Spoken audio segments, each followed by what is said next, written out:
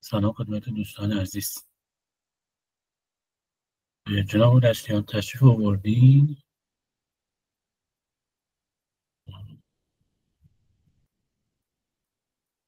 بله هستم خدمت شما هستم. بسیار خب، خدمت دوستان عزیز سلام عرض میکنم و شبتونم بخیر باشه. همونطور که حالا قبلا هم تو پیج خانه آگاهی اطلاع رسانی کرده بودیم، قراری سلسله جلساتی در مورد بحث دموکراسی خواهی با جناب بودشتیان داشته باشیم. ایشون پژوهشگر علوم سیاسی و فلسفه هستن و حالا تو زمینم پژوهش‌های زیادی داشتن، کتاب‌هایی تو این زمینه دارن. فکر کنم قدیمی‌ترین کتابشون کتاب تحلیل جنبش‌های اجتماعی هستش و جدیدترین کتابشون هم کتاب رهبری نوین سیاسی هستش. بعدش جناب بودشتیان اگر شما صحبتی دارید بفرمایید، سلام علیکی بفرمایید که بعدش من روند جلسه رو توضیح بدم، بعد بریم سراغ صحبت‌های جناب عالی. بله، من درود میفرستم به دوستان عزیز. خیلی هم ممنون که بنده رو برای این برنامه دعوت کردین. امیدوارم تصویر من رو داشته باشین. بله فکر کنم تصویر آمد. بله در خدمت هستم برای بحث. بسیار خیلی ممنون از محبتتون.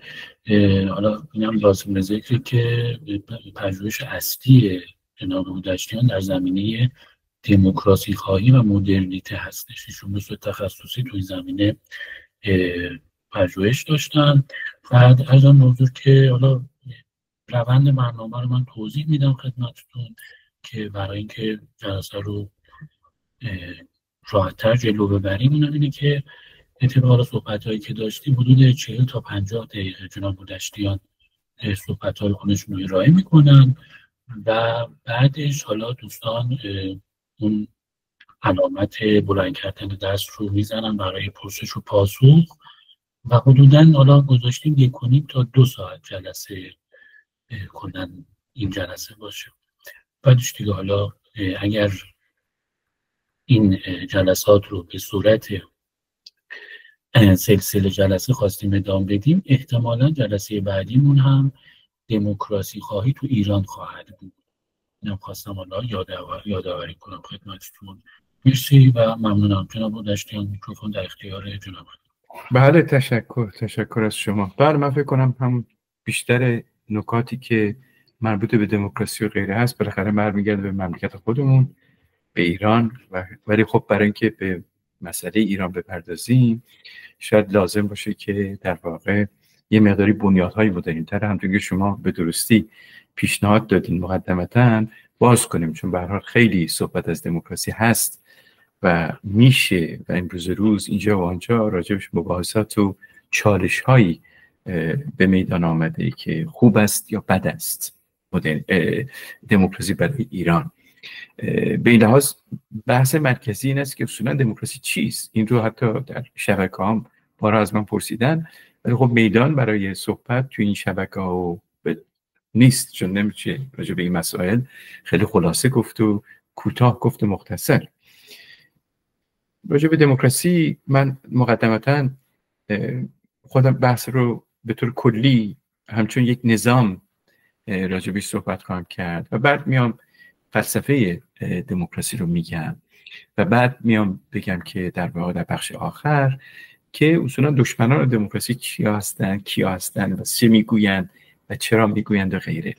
بنابراین اینطوری بحث رو یه بسیج عمومی در دست دارن و در اینکه عموما یک ایدئولوژی حاکم دارن که اون ایدئولوژی خوشبختی انسانه، یعنی خیر مطلقه که میگوییم که خیر مطلق درست عمیقاً و واقعا وجود نداره خیر مطلق. اما توتالیتاریسم با این حربه میاد که من خیر مطلق رو برای مردم هدیه میدم و بعد اینکه در واقع نظام‌های توتالیتر نظام‌های یک حزبی هستن. حالا کسانی مقایسه کردن این چارچوبه هانا آرنتی رو با آنچه که در ایران وجود داره، آیا نظام ایرانی نظام موجود توتالیتر هست یا نیست. خب راجع به خود دموکراسی بخوایم صحبت بکنیم، همچنان که معتقدم که همه میدونیم ما این رو دیگه که نظام دموکراتیک در واقع اشکال متعدد داشته و همه میدونیم که در واقع نخستین شکل ارائه نظام دموکراتیک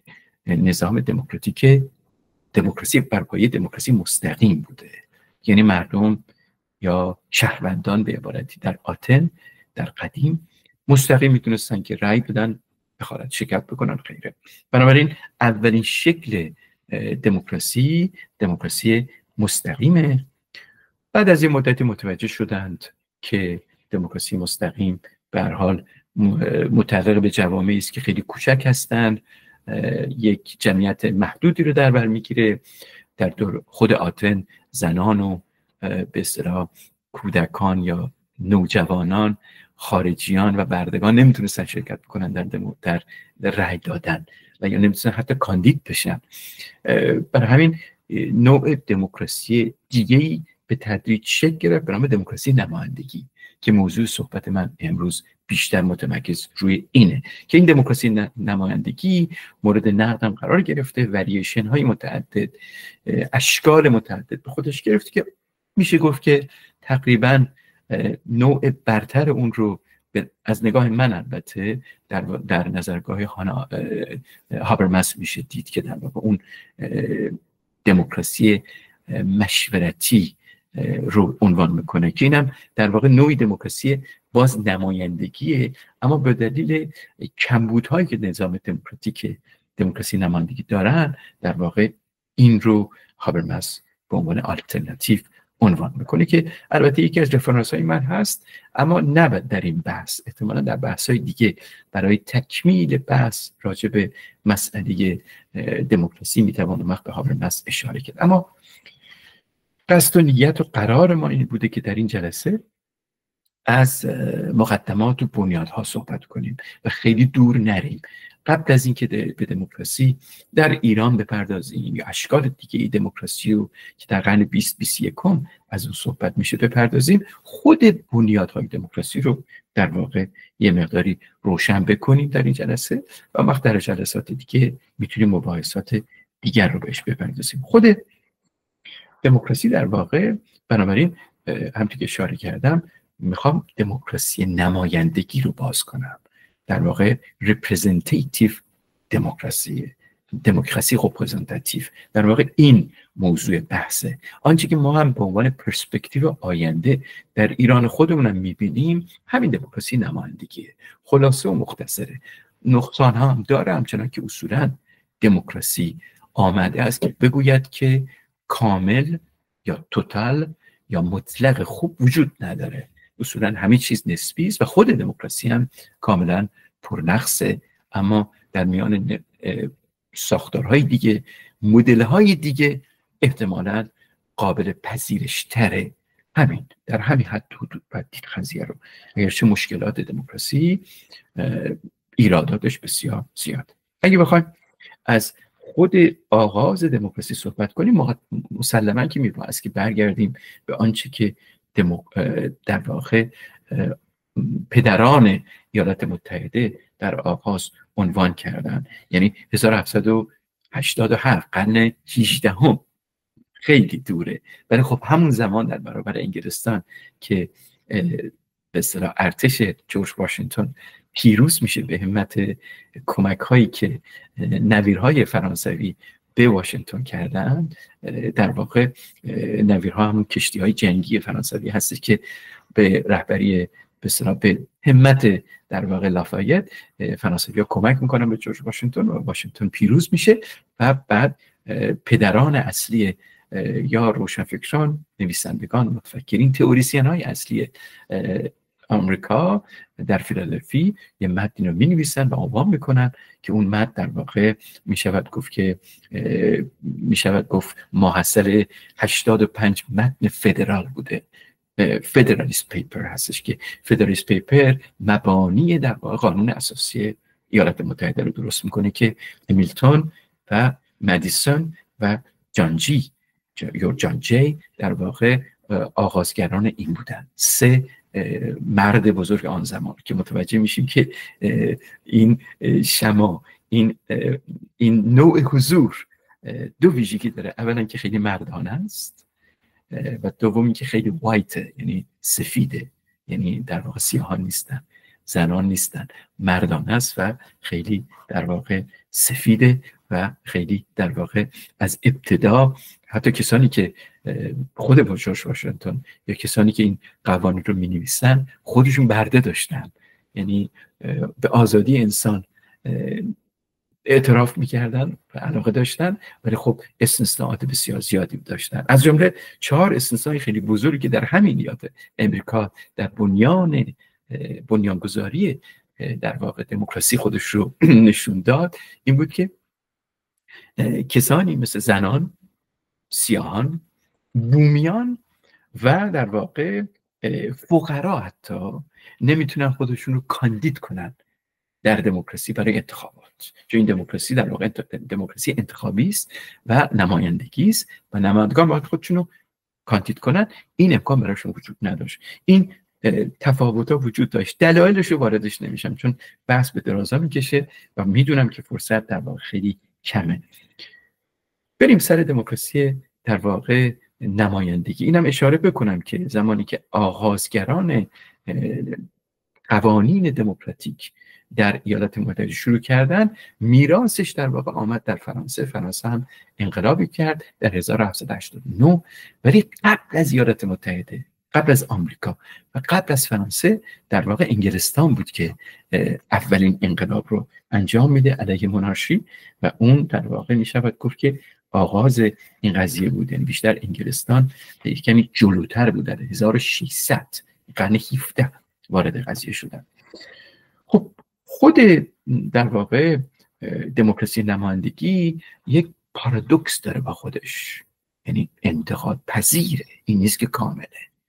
خود دموکراسی نمایندگی انتقاد پذیر، برای اینکه دموکراسی رو ما میگیم که حکومت مردمه، ولی خود روسو، ژان ژاک روسو، یکی از رفرانس‌های من، در واقع اشاره میکنه چگونه میتونه یک حکومتی بر پایه اراده مردم، مشروعیت مردم باشه ولی مردم نماینده داشته باشن، خودشون حکومت نکنن.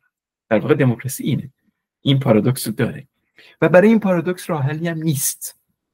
یعنی نمیتونیم برگردیم به دموکراسی مستقیم که خودشون بگن، اراده کنن مردم و بعد حکومت هم بکنن. در واقع در دموکراسی مردم اراده میکنن، انتخاب میکنن، اما امکان اجرای قوانین رو ندارن. این مفهوم آغازین دموکراسی. خب ما یه در واقع متفکر فرانسوی داریم به نام برنارد لالند با LALAND که در واقع این پیشینه مدل های دموکراسی رو عنوان میکنه که در واقع موازین دموکراسی نمایندگی رو از ایشون میگیرم که میگوید که این رژیم های دموکراتیک که رژیم های دموکراتیک نمایندگی هستند یه ترکیبی هستن از در واقع مردم و نمایندگان مردم. یعنی یک نوع، حالا اون میگه اولیگارشی، من میگم الیت هایی که در واقع بیشتر قابلیت برای قانونگذاری دارن و یک نوع اکسپرتیز یا مهارت هایی دارن برای در واقع مدیریت عمومی، پابلیک منیجمنت، یا مدیریت تخصصی، پروفشنال منیجمنت، که در واقع برای این میبایست که بریم به سمت اونایی که درسشو خوندن، کارشو خوندن و تجربهشو دارن. برای نوعی الیتیسم در درون حکومت‌های دموکراتیک وجود داره همیشه و 4-5 تا ویژگی رو میگه. حکومت دموکراتیک در توسط انتخابات تعیین میشه. حاکمان از هر قشری، هر نوعی انتخابی هستند. این از همه مهمتره. دومی که حاکمان چون انتخابی هستند جایگزین پذیرند، یعنی میآید که برود، نمیآید که بماند. و بعد اینکه حاکمان زمانی که به قدرت میرسند اگر چه انتخاباتی هستند و برای مردم باید کار کنند، از نوع استقلال در تصمیم گیری، از نوع استقلال در حرکت و حتی قانونگذاری برخوردارند. در نهایت میگویند که ما مشروعیتمون رو از مردم میگیریم، ولی در عمل اینجا و آنجا نوع استقلال دارن. اگر کار رو خراب کنن تنبیه میشن به توسط مردم در انتخابات بعدی، ولی نه در همون زمانی که دارن کار میکنن و این پیچیدگی نظام دموکراتیکه. سومین ویژگی هستش که مردم آزادن که عقاید خودشونو بگن و بدون اینکه کنترلی برش باشه. حالا این رو خواهید گفت که خب کنترلی که هست و اینجا و اونجا سانسور وجود داره. بله داره. قانون دموکراتیک مخالف اینه. عمل حاکمان دموکراتیک اینجا و آنجا در این روند کار نمیکنه. بعد ویژگی چهارمش اینه که تصمیماتی حکومت میگیره، این تصمیمات در به توسط ابزارهای متعدد مثل شبکه‌ها، مثل مطبوعات و غیره به بحث صورت میگیره. یعنی نیست که کسی تصمیم بگیره بره جلو، مردم میتونن انتقاد کنن. حالا امکان داره که همون موقع که انتقاد میکنن نتونن اون صاحب قدرت رو یا نمایندگان رو بکشن پایین، اما انتقاد میتونن بکنن. یعنی نظردهی آزاده. و نکته آخرم که اشاره کردن این هستش که منبع اصلی مشروعیت همانا مردمند، اگرچه مردم در واقع اجرای قوانین در واقع خیلی شرکت ندارن، نمیتونن اجرا کنن، چون مردم اصلا کارشون دیگه یه سری متخصصین باید باشه که در مجلس بنشینن و قانون رو مرور کنن و اون رو بهبود بدن و این نکته مرکزی است. مدل‌های متعدد دموکراسی هم وجود داره. بحثی که الان میشه، در حال حاضر میشه و نظر من خیلی به این نزدیکه، اینه که ما مدل به اصطلاح یک نوع دموکراسی رو داریم به نام دموکراسی عقاید. من اینطوری ترجمهش کردم. یعنی دموکراسی آف اپینیون، دموکراسی دوپینیون. در واقع دموکراسی عقاید خیلی بیشتر به حضور مدیا اشاره میکنه. حضور مدیا چیه؟ مدیا مطبوعات، رادیو، تلویزیون. ما از قرن تقریبا اواسط قرن 20 اوایل قرن قبل، بعد از جنگ جهانی دوم بیشتر به این نظر نزدیک شدیم که یک ارگان هایی وجود دارن که خارج از ارگان دولتی هستن، دولت نباید برشون دستاندازی کنه و متعلق به جامعه مدنی هستند. اینا مطبوعاتن، اینا رادیو تلویزیونن، اینا روزنامه‌جاتن، اینا حتی روشنفکرانن، سخنگویانی هستن که دولتی نیستن، منتقد دولت میتونن باشن، ولی قاعده کار این هستش که این سخنگویان بیشتر از منافع مردم حمایت میکنن یا اینکه نظرات خودشون رو در خلاف جهت حکومت میگن و عنوان میکنن. این میشود گفت که در کنار سه بعد و یا سه در واقع شاخه حکومتی که مونتسکیو عنوان میکنه، مونتسکیو سه شاخه عنوان میکنه که میشود به اصطلاح نهاد قضایی، نهاد مقننه و نهاد اجرایی. قضایی که همون عدلیه است، مقننه که همون مجلسه، اجرایی هم که خود دولت. درسته؟ این سه تا شاخه اصلیه که به طور کلاسیک این تقریبا امروز روز در همه کشورها، حتی در دورترین کشورهایی که به دموکراسی نزدیک نیستن، ادعاشون این است که ما این سه قوه رو داریم. ویژگیش این است که این سه قوه اصلا جدا هستند. آنچه که من افسوده میکنم این که فقط جدا نباید باشن، بلکه میباید مستقل هم باشن. این نیست که ساختمانشون جدا باشه یا رهبرانشون، مدیرانشون جدا باشن، بلکه استقلال هم باید داشته باشن. یعنی چی؟ یعنی قاعدتاً قوه مجریه حاکم میشه، نفوذ میکنه، درسته، روی قوای دیگه. بحث بر سر اینه که آنچنان دموکراسی باید شکل بگیره که نه فقط اینها جدان، بلکه هر کدوم مستقل عمل میکنن و فراتر. آنچنان که امریکایی‌ها خیلی اینجا درست میگن این است که باید بتونن به همدیگه نظارت بکنن و با همدیگه حتی همدیگه رو تکمیل کنن و به هم انتقاد هم بکنن، سه قوا. اما بعد از جنگ جهانی دوم ما بیشتر مواجه شدیم با وجود یک نهاد چهارم که نهادی است که در واقع میگیم همون مطبوعات. بنابراین این مدیا، مطبوعات، رادیو، تلویزیون که اشاره بهش کردم، در واقع نهاد چهارمه.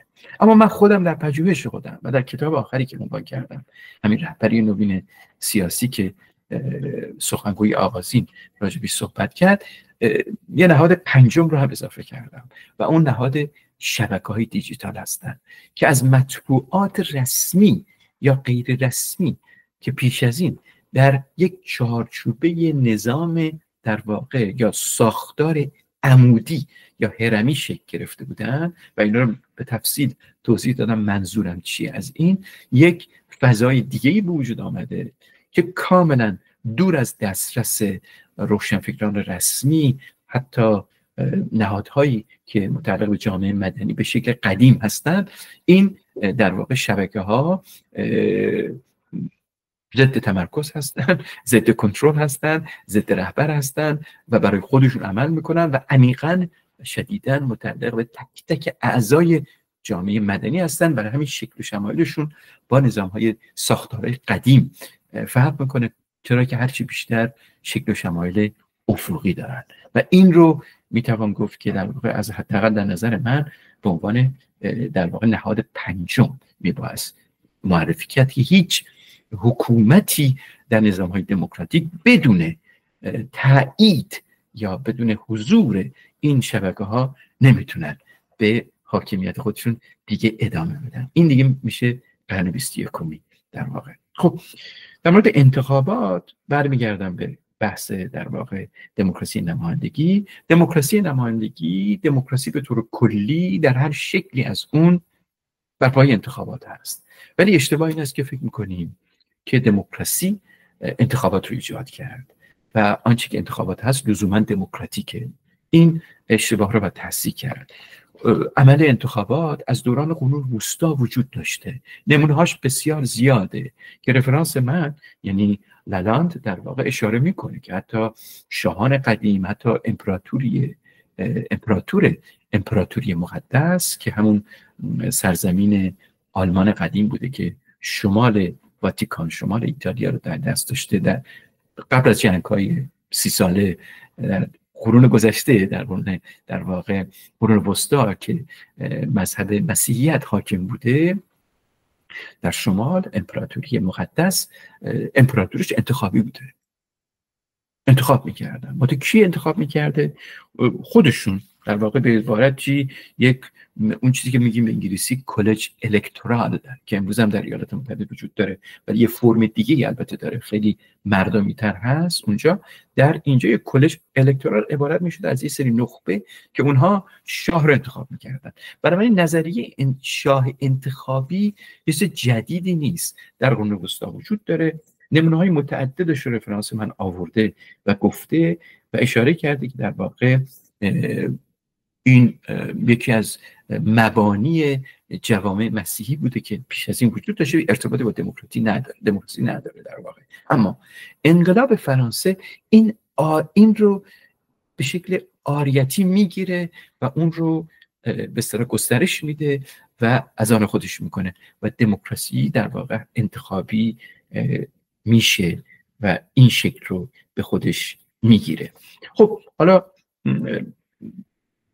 این هم مهمه که با این شکل و شمایل رو خیلی مختصر مفید که سعی کردم بگم با وجود محدودیت وقت، اشاره حتما باید بکنم به توکویل.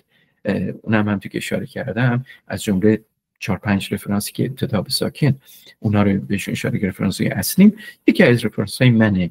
اصولا هر کسی که راجع به دموکراسی بخواد کار کنه، دوستانی که در ایران هستن یا خارج از ایران، پیشنهاد منه که ابتدا به ساکن توکویل رو بخونن، دموکراسی این امریکا و دموکراسی آن امریک. این کتابی است که به فرانسه نوشته شده، به انگلیسی ترجمه شده و بارها و بارها و بارها و بارها راجبش بحث شده.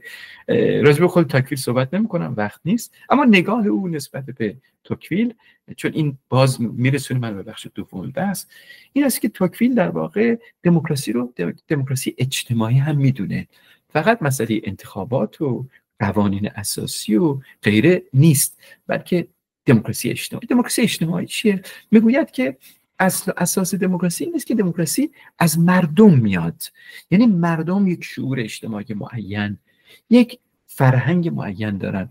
اساس این فرهنگ، حداقل اون چیزی که اون عنوان میکنه، بر فردگرایی است، بر فردگرایی استواره. فردگرایی که از تعهد اجتماعی به دور نیست و این خیلی مطلب بزرگی است که بیان ما ایرانیان گاه به گاه به وجود میاد. به محض اینکه صحبت از فردگرایی ما میکنیم، به سرعت این فکر میاد که این فردگرایی همانا به اصطلاح خود مرکز پنداری است و نارسیسیسم و اینا. نه، فردگرایی در کنار تعهد اجتماعی، یعنی پایبندی به قوانینی که متعلق به دولت، متعلق به جامعه هست و وفاداری نسبت به دیگری رو در بر داره.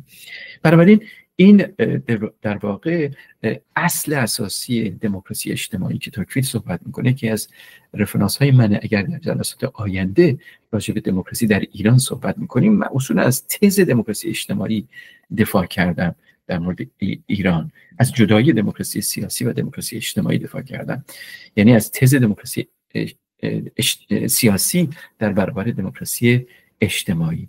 در به اصطلاح ایالات متحده مدل جمهوری فدرال به عنوان مدل برتر شناخته شد. بحث و گفتگو و جدل میان کسانی که حکومت پادشاهی رو میخواستن، رویالیست بودن، و کسانی که فدرالیست رو میپذیرفتن بسیار دامنه‌دار بود. در همون دورانی که اشاره بهش میکنم که آغاز نوشتن در واقع نوشته های فدرالیست بود و همچنین در واقع قانون اساسی ایالات متحده، و بنابراین فدرالیست در واقع پیروز شد که در ایالات متحده از ابتدا همونطور که توکویل میگه جدایی نهادهای دموکراسی، نهادهای حکومتی و این یک جداسازی است، جدایی نهادهای دموکراتیک یعنی قوه مقننه، اجرایی و عدلیه، و پا به پای اون خصوصا به دلیل حاکمیت مسیحیت، این رو هم باید گفت، جدایی امر دینی از امر قانونی و سیاسی است. یعنی امر دینی دیگه دخالت نمیکنه، امور دینی و دینگرایان دیگه دخالت میکنن در امور در واقع حکومتی. این بنیاد در واقع دموکراسیه. دموکراسی در ذات خودش سکولاره، در ذات خودش سکولاره، برای همین هرچی بیشتر بر پایه عقلانیت استواره. اینجا من در واقع میام به بخش دوم، یعنی مفهوم دموکراسی رو عنوان میکنم. مفهوم دموکراسی که برمیگرده به دموکراسی در واقع اونجور که من عنوانش میکنم و به نگاه من هست. البته میتونه نگاه های دیگه هم وجود داشته باشه، اما اونجور که من عنوانش میکنم از نگاه من بیشتر نزدیک به دموکراسی لیبراله. دموکراسی سوسیال هم در واقع میتونه وجود داشته باشه، اونم میتونه باشه، اما ایدئولوژیک درش حکومت نداره، یعنی ایدئولوژیک نیست. اگرچه در دوران شوروی ما مثلا جمهوری دموکراتیک فدرال آلمان رو داشتیم. همه این حکومت‌های کمونیستی قبل خودشون میگفتن که در واقع ما دموکراتیک هستیم، اما خب در عمل نه انتخابات برش وجود داشت، نه به اصطلاح آزادی فردی وجود داشت، نه آزادی مطبوعات وجود داشت و غیره. فقط ما در کوبا، البته که اون هم حکومت کمونیستی بود، انتخابات داشتیم. چرا؟ حدود 40 سال ما انتخابات داشتیم، ولی خب هر بار فیدل کاسترو از صندوق در می آمد. اینم به عنوان فکاهی باید عنوانش کرد که هر بار ایشون در می آمد، چون امکان تقابل گروه‌های سیاسی و آزادی احزاب وجود نداشت. دموکراسی بنابراین اگر بگیم که دموکراسی لیبراله، تحت تاثیر مدرنیته هست، یا میتوان گفت که مدرنیته بر او اثر گذاشته، یا میتوان گفت که پا به پای مدرنیته دموکراسی ایجاد شده. این اولین نکته است. راجع به اینکه دموکراسی مدرنیته چیست، از کجا آمده است و موانی و موازینش چیست، چون من برای تقریبا کتاب سومم راجع به مدرنیته در حال خاتمه دادن هستم، 2 کتاب پیش از این راجع به مدرنیته عنوان کردم، بحث مفصل دیگری داره. اما مدرنیته رو بگیم عقل‌گرایی، بگیم به اصطلاح عقل در مقابل جهالت و غیره و غیره و اندیشه انتقادی، مثلا اینا رو بگیم، فقط برای به اصطلاح خلاصه‌گویی. دومین بحث مرکزی این است که دموکراسی بر پایه اصولا روابط سرمایه‌داری شکل گرفت. یعنی مفهوم دموکراسی از رقابت آزاد میاد، رقابت آزاد بین افراد، رقابت آزاد بین افراد در مارکت، در بازار. لغت و عنوان بازار رو با بازار سبزی فروشا، بازار فلان، بازار مسکنان قاطی کرد. بازار در مفهوم تکنیکیش در واقع مارکته. مارکت همون جاییست که روندها در واقع تجارت شکل میگیره، تجارت بین الملل، تجارت داخلی. بعضی از این تجارت ها به شکل مجازی صورت میگیره در چارچوب حالا اینترنت امروز، بعضی ها به شکل مستقیم صورت میگیره. اما اصولا سرمایه‌داری مبانی این میشه گفت دموکراسی به طور مستقیم با در واقع سرمایه‌داری ارتباط داشته و این کار ما رو مشکل میکنه، چرا که مثلا متفکرینی هستن مثل هایک یا دیگران که معتقد بودن که رشد و روند سرمایه‌داری و روابط سرمایه‌داری در بازار امکانات حاکمیت لیبرال رو هم به وجود میاره.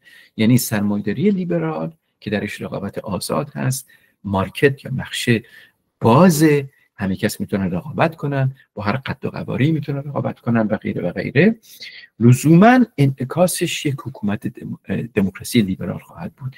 این پرسپکتیوی است که حتی فرانسیس فوکویاما در کتاب به اصطلاح معروفش به نام پایان تاریخ عنوان میکنه که این به طور اتوماتیک اون رو به وجود میاره که اشتباه، فهمیدیم که اشتباه بوده، چرا که حکومت‌هایی میتونن سرمایه‌داری لیبرال رو به وجود بیارن اما همچنان بر پایه یک قدرت حکومتی پیرامیدال یا عمودی یا هرمی ادامه حیات بدن و اینکه خدمتتون عرض شود که استبداد سیاسی داشته باشن ولی آزادی اقتصادی هم داشته باشن، مثل چین امروز اینطوریه.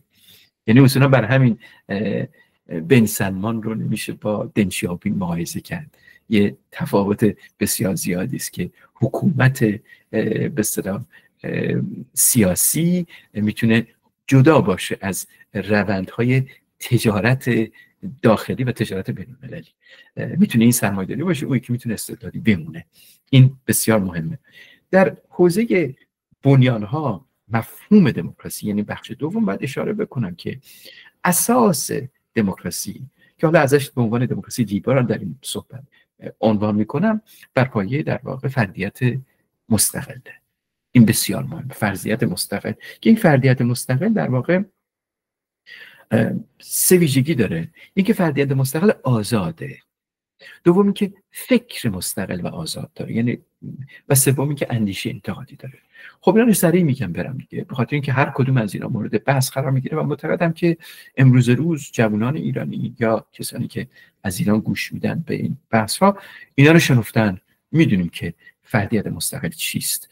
کسی که بتونه مستقلاً عمل بکنه، رأی بده، بگوید من، هر کسی یک رأی داره، و فکر مستقل اینه که تابع قدرت برتر نباشه و هیچ پیر خردمندی او رو هدایت نکنه، تسخیر نشه به توسط فکر دیگری، تسخیر نشه، بلکه خودش مستقلاً بتونه اندیشه کنه، فکر بکنه. ولی این بر پایه عقلانیت باید باشه، نه بر پایه اوهام و توهمات. بر این اساس هستش که میگوییم که در واقع اندیشه انتقادی باید باشه. اندیشه انتقادی بر پایه عقلانیته و عقلانیت هم در واقع همون رشنال ثات یا لپانسه راسیونل در واقع هست که میتونیم که بنیادش به هر حال از نقطه نظر فلسفی به هر حال از نگاه دکارت ریاضیه، اون بحث دیگه است. در بنیاد دموکراسی لیبرال سه حق رو ما مقترن میدونیم، سه حق که این رو از جان لاک میگیره، سه حق و این بنیاد دموکراسی لیبراله. یک، حق زیستن که هر انسانی حق این رو داره که بزیه و کسی نمیتونه زیستن رو از اون بگیره.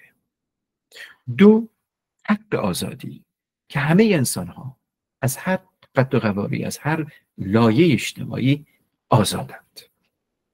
و سه، حق مالکیت و این جنبه لیبرال در واقع دموکراسی رو باز میکنه که در واقع هرچی بیشتر نشون میده که خب این دموکراسی در واقع سوسیالیستی یا کمونیستی نیست، چون که بخشی از سوسیالیستان، نه همشون، و همه کمونیستان معتقد به مالکیت خصوصی نیستند ولی بخشی از سوسیالیستان هستند. پایان کلام در این رابطه این است که در واقع ما در بنیاد اندیشه دموکراتیک، همونطور که در آغاز این صحبت گفتم، غیر مطلق نداریم. غیر مطلق وجود نداره. غیر مطلق همواره توهم بوده و بر پایه این توهم در واقع انسانهایی رو در ادوار متعدد، خصوصا در قرن 20، تابع ایدئولوژی های بزرگ به میدان آوردند و بسیار رو از میان بردند و کشتند و سوزاندند برای دستیابی به غیر مطلق. ایدئولوژی های بزرگ آسمان، کتاب آسمانی و غیره و غیره، که این نمیتونه رهاورد سیاسی داشته باشه، بلکه رهاورد فردی میتونه داشته باشه. هر کسی در فردیت خودش، در جایگاه فردی خودش اعتقاداتی میتونه داشته باشه، اما در جایگاه اجتماعی و سیاسی خیر مطلق نمیتونه به مردم تحمیل بشه و بر اون اساس مردم رو بسیج بکنه. اشتباه بزرگه. اما شر مطلق وجود داره. شر مطلق وجود داره. یعنی که دیده این نظام هایی که شر مطلق رو عملی کردن، نظام هیتلری و نظام های دیگه که دوستان بهتر از من میدونن. بخش آخر رو خیلی سریع میگم، وقت خیلی کمه، و اونم دشمنان دموکراسیه. دشمنان دموکراسی خیلی مهمن. امروز روز بسیار بحث دموکراسی میشود که آیا دموکراسی خوب است یا بد است. نه فقط در ایران، در صحنه جهانی با ظهور و حضور و همه جا گیر شدن نسبی در واقع افراطیون از هر جناحی، چه از راست چه از چپ، در واقع مسئله دموکراسی در واقع اینجا مورد چالش قرار گرفته. در مقام نخست بگم که یک موضوعی که در دموکراسی وجود داره مسئله تنبیه. دموکراسی یک حکومت مخالفین خودش رو تنبیه میکنه به طور طبیعی. چرا؟ بر پایه قوانینی که استوار میکنه. مثلا اگه چرا خطر باشه و شما نیستی، تنبیه میشین، تیکت میگیرید، باید پول تیکت رو بدید. این رو فیلسوف انگلیسی عنوان میکنه، میگه به جای زندان انداختن و خشونت و کشتن در دموکراسی غربی، تنبیه یعنی جریمه وجود داره. اما همیشه اینطوری نیست. یعنی در بعضی مواقع خشونت تنبیه، ابراز خشونت، اما در دموکراسی ها در تسخیر دولته یا در انحصار دولته. این رو شاید فهمش ساده نباشه. ما نمیتونیم در دموکراسی تنبیه رو یا ابراز خشونت رو بدیم هر کسی بکنه این کارو. مثلا اگر دم چرا خطری کسی با استاد، نمیتونه کسی که در بیاد از ماشینش در بیاد یه خنجری بکشه بزنه تو شکمت بعدی بگوید که چرا خطر با هستی. درست؟ این نمیتونه وجود. یعنی فردها نمیتونه همدیگه رو تنبیه کنن. قوانینی وجود داره. این قوانین کی میذاره؟ دولت، مجلس مؤسسان و غیره و غیره. قوانین استوار میشه و اگر کسی خطایی بکنه دولت باید بیاد بهش برسه. یعنی این معنیش چیه؟ معنیش که خشونت و تنبیه در انحصار دولته. این رو از ماکس وبر میگیرم و میگویم که اینجا در واقع این مسئله ما رو به مسئله سرکوب در نظام‌هایی میکشونه که دموکراتیک نیستن و همه خشونت رو در انحصار خودشون گرفتن بدون اینکه به اصطلاح جایگزین پذیر باشن. و در واقع می شود گفت که دشمنان دموکراسی به خصوص امروز نخستینش استبداده که در ابتدای این بحث اشاره بهش کردم. دوم انحراف از دموکراسی توتالیتاریسمه که من فکر میکنم که در دوران فعلی امکانات ظهور مجدد به اصطلاح فرض فرمون توتالیتاریسم کم، حداقل از بین رفته، اما اشکال دیگه‌ای از به اصطلاح دشمنی دموکراسی وجود داره، اونم پوپولیسمه. این انحراف بزرگی است که امروز روز هرچی بیشتر خودش رو نشون داده که در واقع پوپولیست ها به هر حال یک سری اعتقاداتی دارن که من فکر می‌کنم به خاطر کمبود وقت، انا ساعت نگاه میکنم فکر می‌کنم وقت نباشه که من مسئله پوپولیسم رو عنوان میکنم. فقط خیلی خیلی مختصر میگم که پوپولیسم بر پایه اعتقاد بر مردم به میدان میاد. برای همین انحرافی از دموکراسی، نه اینکه بگه مردم نیستن، همه چیز برای مردمه. پوپولیست یک رهبر والا مقامه که خودش رو در واقع تجسم قدرت میدونه، نه نماینده مردم. برای من دو ویژگی رو میگیم. اول، رهبر والا مقام در نظام های پوپولیستی مثل موسولینی مثلا، رهبر والا مقامه، به نام مردم میاد ولی نماینده مردم نیست، تجسم قدرت مردمه. اینطوری خودشو نشون میده، میگوید که من تجسم انکارناسیون قدرت مردمی هستم، نماینده مردم نیستم. این اولین ویژگی پوپولیسم. دومین ویژگیش که همه چیز به نام مردم عملی میشه، همه چیز، بدون اینکه مردم آزادی بیان و آزادی اظهار نظر داشته باشن. یعنی من به نام تو حکومت میکنم، اما تو باید در واقع ذهان تو ببندی و صحبتی نکنی، من میگردونم کشور رو. حالا اشتباه هم بکنم مردم نمیتونن منو بکشن از قدرت پایین. این پوپولیسمه. و سوم ویژگیش این است که پوپولیست ها میآیند برای اینکه در برابر استبلیشمنت، حالا استبلیشمنت هم ترجمهش مشکله، یعنی تشکل مستقر، تشکلی که مستقره، ساختار مستقر، حاکمیت، مجموعه این قیام کنن. خب نمونه هاش امروز میبینیم، دوستان هر کی میتونه در مطبوعات به اصطلاح ببینه که در واقع پوپولیسم آمده است برای اینکه در برابر استبلیشمنت مستقر و ساختار مستقل وارد عمل بشه. این موضوع اصلی در واقع پوپولیسم. ولی پوپولیسم هم چون از انحرافی از دموکراسی، او هم به نام مردم عمل میکنه و از این لحاظ هستش که برداشتن استبلیشمنت یا مخالفت با استبلیشمنت رو به نام مردم انجام میده. میگه من نمیخوام به سمت الیت ها برم، میخوام به سمت مردم بیام. اما الیتیسترین نظام موجود در میان نظام ها خود پوپولیسته، الیتیسترینه، اگرچه به نام مردم عمل میکنه، اما الیتیسترین نظام موجود در واقع نظام پوپولیستی هست. فکر کنم اینجا بحث رو ببندم برای اینکه فرصت باشه برای اینکه احتمالاً اگر صحبتی، اظهار نظری یا پرسشی باشه بنده در خدمت خواهم بود. تشکر از شما. ممنون جناب بودشتیان عزیز، خیلی استفاده کردیم. من که به نوبه خودم خیلی یاد گرفتم و مرسی ازتون. دوستان گرامی، هر کسی سوالی داره محبت کنیم دست بسیار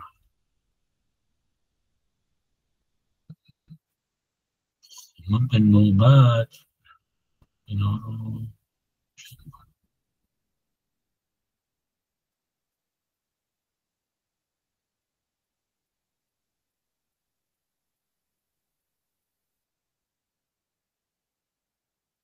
جناب امیر بفرمایید. سپاس جناب دکتر از ارائه ارزشمندتون، خیلی متشکر. صدای من هستش اول؟ بسیار. من سوالم در مورد تئوری هایی هست که الان حالا یه سری از دوستانی که بیشتر خودشون رو لیبرال معرفی میکنن، ولی حالا به نظرم لیبرالشون یکم لیبرال اقتصادی مبتنی بر بیشتر اندیشه های میزس و هایک هست، امروز یه سری ایده هایی رو دارن ترویج میکنن مبتنی بر این که دموکراسی الزاماً اصل و اساس نیست و میتونه به عنوان یک وسیله مطرح بشه که ما رو مثلا به توسعه برسونه، و حالا مبتنی بر این ایده که مردم ما هنوز آماده نیستن برای دموکراسی و نهادهای لیبرال به اون صورت در جامعه ما گسترده نیستن، ما نیازمند یک دوره مشابه توسعه آمرانه هستیم برای اینکه این نهادها ایجاد بشن و بعد ما بتونیم دموکراسی داشته باشیم. می‌خواستم نظر شما رو در این مورد بدونم و اینکه گذار به دموکراسی رو شما برای جامعه ایران چطور می‌بینید و اینکه ما دموکراسی رو به عنوان اصل در نظر باید بگیریم یا میشه به شیوه‌های دیگه‌ای هم بهش نگاه کرد. خیلی ممنون. خب من فکر کنم حالا این قرار بوده که در جلسات دیگه دموکراسی در ایران رو صحبت بکنیم، اما من راجع به این خب خیلی فکر کردم و تزی دارم عنوان میکنم اینجا. مختصر میگم که حالا در یه امکان دیگه ای بیشتر بازش کنیم. خب خدمتتون عرض شود که در ابتدا بگم آنچه امروز انجام میدیم آینه آینده ماست. این یعنی نقطه آغاز، نقطه حرکت. آنچه امروز هستیم آینده ما خیلی جدا از آنچه که هستیم امروز نیست. این اشتباه است که فکر کنیم فردا چیز دیگه درست میکنیم. من تو این کتابم یک فصل مفصل سر این بحث کردم که موقعی که لنین بر سر کار آمد گفت فعلا ما حکومت متمرکز فلان رو درست میکنیم تا بعداً اون وقت آزادی رو بدیم مردم. استالین اومد بدتر کرد، تمرکزش بیشتر شد و هیچ وقت آزادی مردم داده نشد. این نقطه آغازه. نقطه دوم این هستش که ما امروز به قدر کافی جوانب مختلف استبداد رو دیدیم، از همه لحاظ در همه ادوار دیدیم، حالا اندکی با وریشن های متعدد، یکمی کمتر یکم بیشتر. دوره قاجار میگفتن حالا کاملا نمیدونم فدرال باز فلان، ولی تمام اینا ما با حکومت یکتاگرا معمولا روبرو بودیم، تجربه ای نداشتیم. این درسته ما تجربه نداشتیم، نمیخوایم بازگردیم به اون، نمیخوایم دوباره بازگردیم با بهانه‌های متعدد. بعد بنابراین یک راهچار دیگه‌ای باید پیدا کرد. نکته بعدی این هستش که منم مثل کسانی که این حرفو میزنن که در خارجان خیلی زیاد هستن، معتقد هستم که انتقال قدرت از یک رژیم استبدادی به یک رژیمی که گشایش اجتماعی و گشایش سیاسی رو بخواد محقق بکنه راحت نیست، مشکله، بسیار بسیار مشکله و مواجه بشه با عصیان توده‌ای، مواجه میشه با مقاومت کسانی که قدرت رو از دست دادن، مواجه میشه با به اصطلاح کم طاقتی های فرهنگ حاکم در ایران و غیره. فرهنگی میگم. خب اینم نکته سوم، اینم هست. نکته چهارم این هستش که هر گونه تلاشی برای آینده ما از طریق توسعه عملی میشه. اینجا موافقم با این بحث، یعنی که توسعه میبایست که بتونه رشد و رونق اقتصادی و آبادانی رو وجود بیاره. اما دو مفهوم از توسعه وجود داره. یکی توسعه به معنی رشده که بهش به زبان فرنگی میگیم croissance به فرانسه، growth به معنی انگلیسی. این توسعه در واقع رشده، توسعه نیست. یعنی ما فقط میخوایم جنبه اقتصادی رو بریم بالا، فقط. توسعه که من میبینم توسعه اجتماعی، فرهنگی، توسعه سیاسی و غیره است. اینم نکته بعدی. حالا برگردم به بحث اصلی. ما که زمینه‌های دموکراتیک نداریم، فرهنگمون هم خیلی خیلی دموکراتیک نیست، درسته؟ اینطوری میتونیم بگیم. نهادهای دموکراتیک قربونش برم اساسا نیست. خب چه بکنیم؟ چطور میشه هودشتیان میگوید که ما میتونیم در فردا نوعی دموکراسی باشه؟ گفتم نوعی دموکراسی.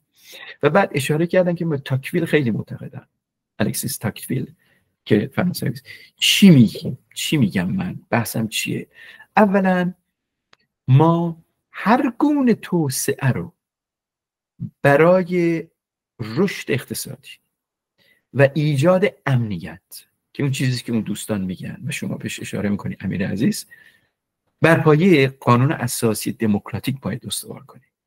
یعنی من تا اونجا معتقد هستم این دوستان راه میتونیم با هم قدم بزنیم، راه بریم، ولی میگم که هر گونه اقدامی برای ایجاد توسعه که ایران آینده ما میطلبه،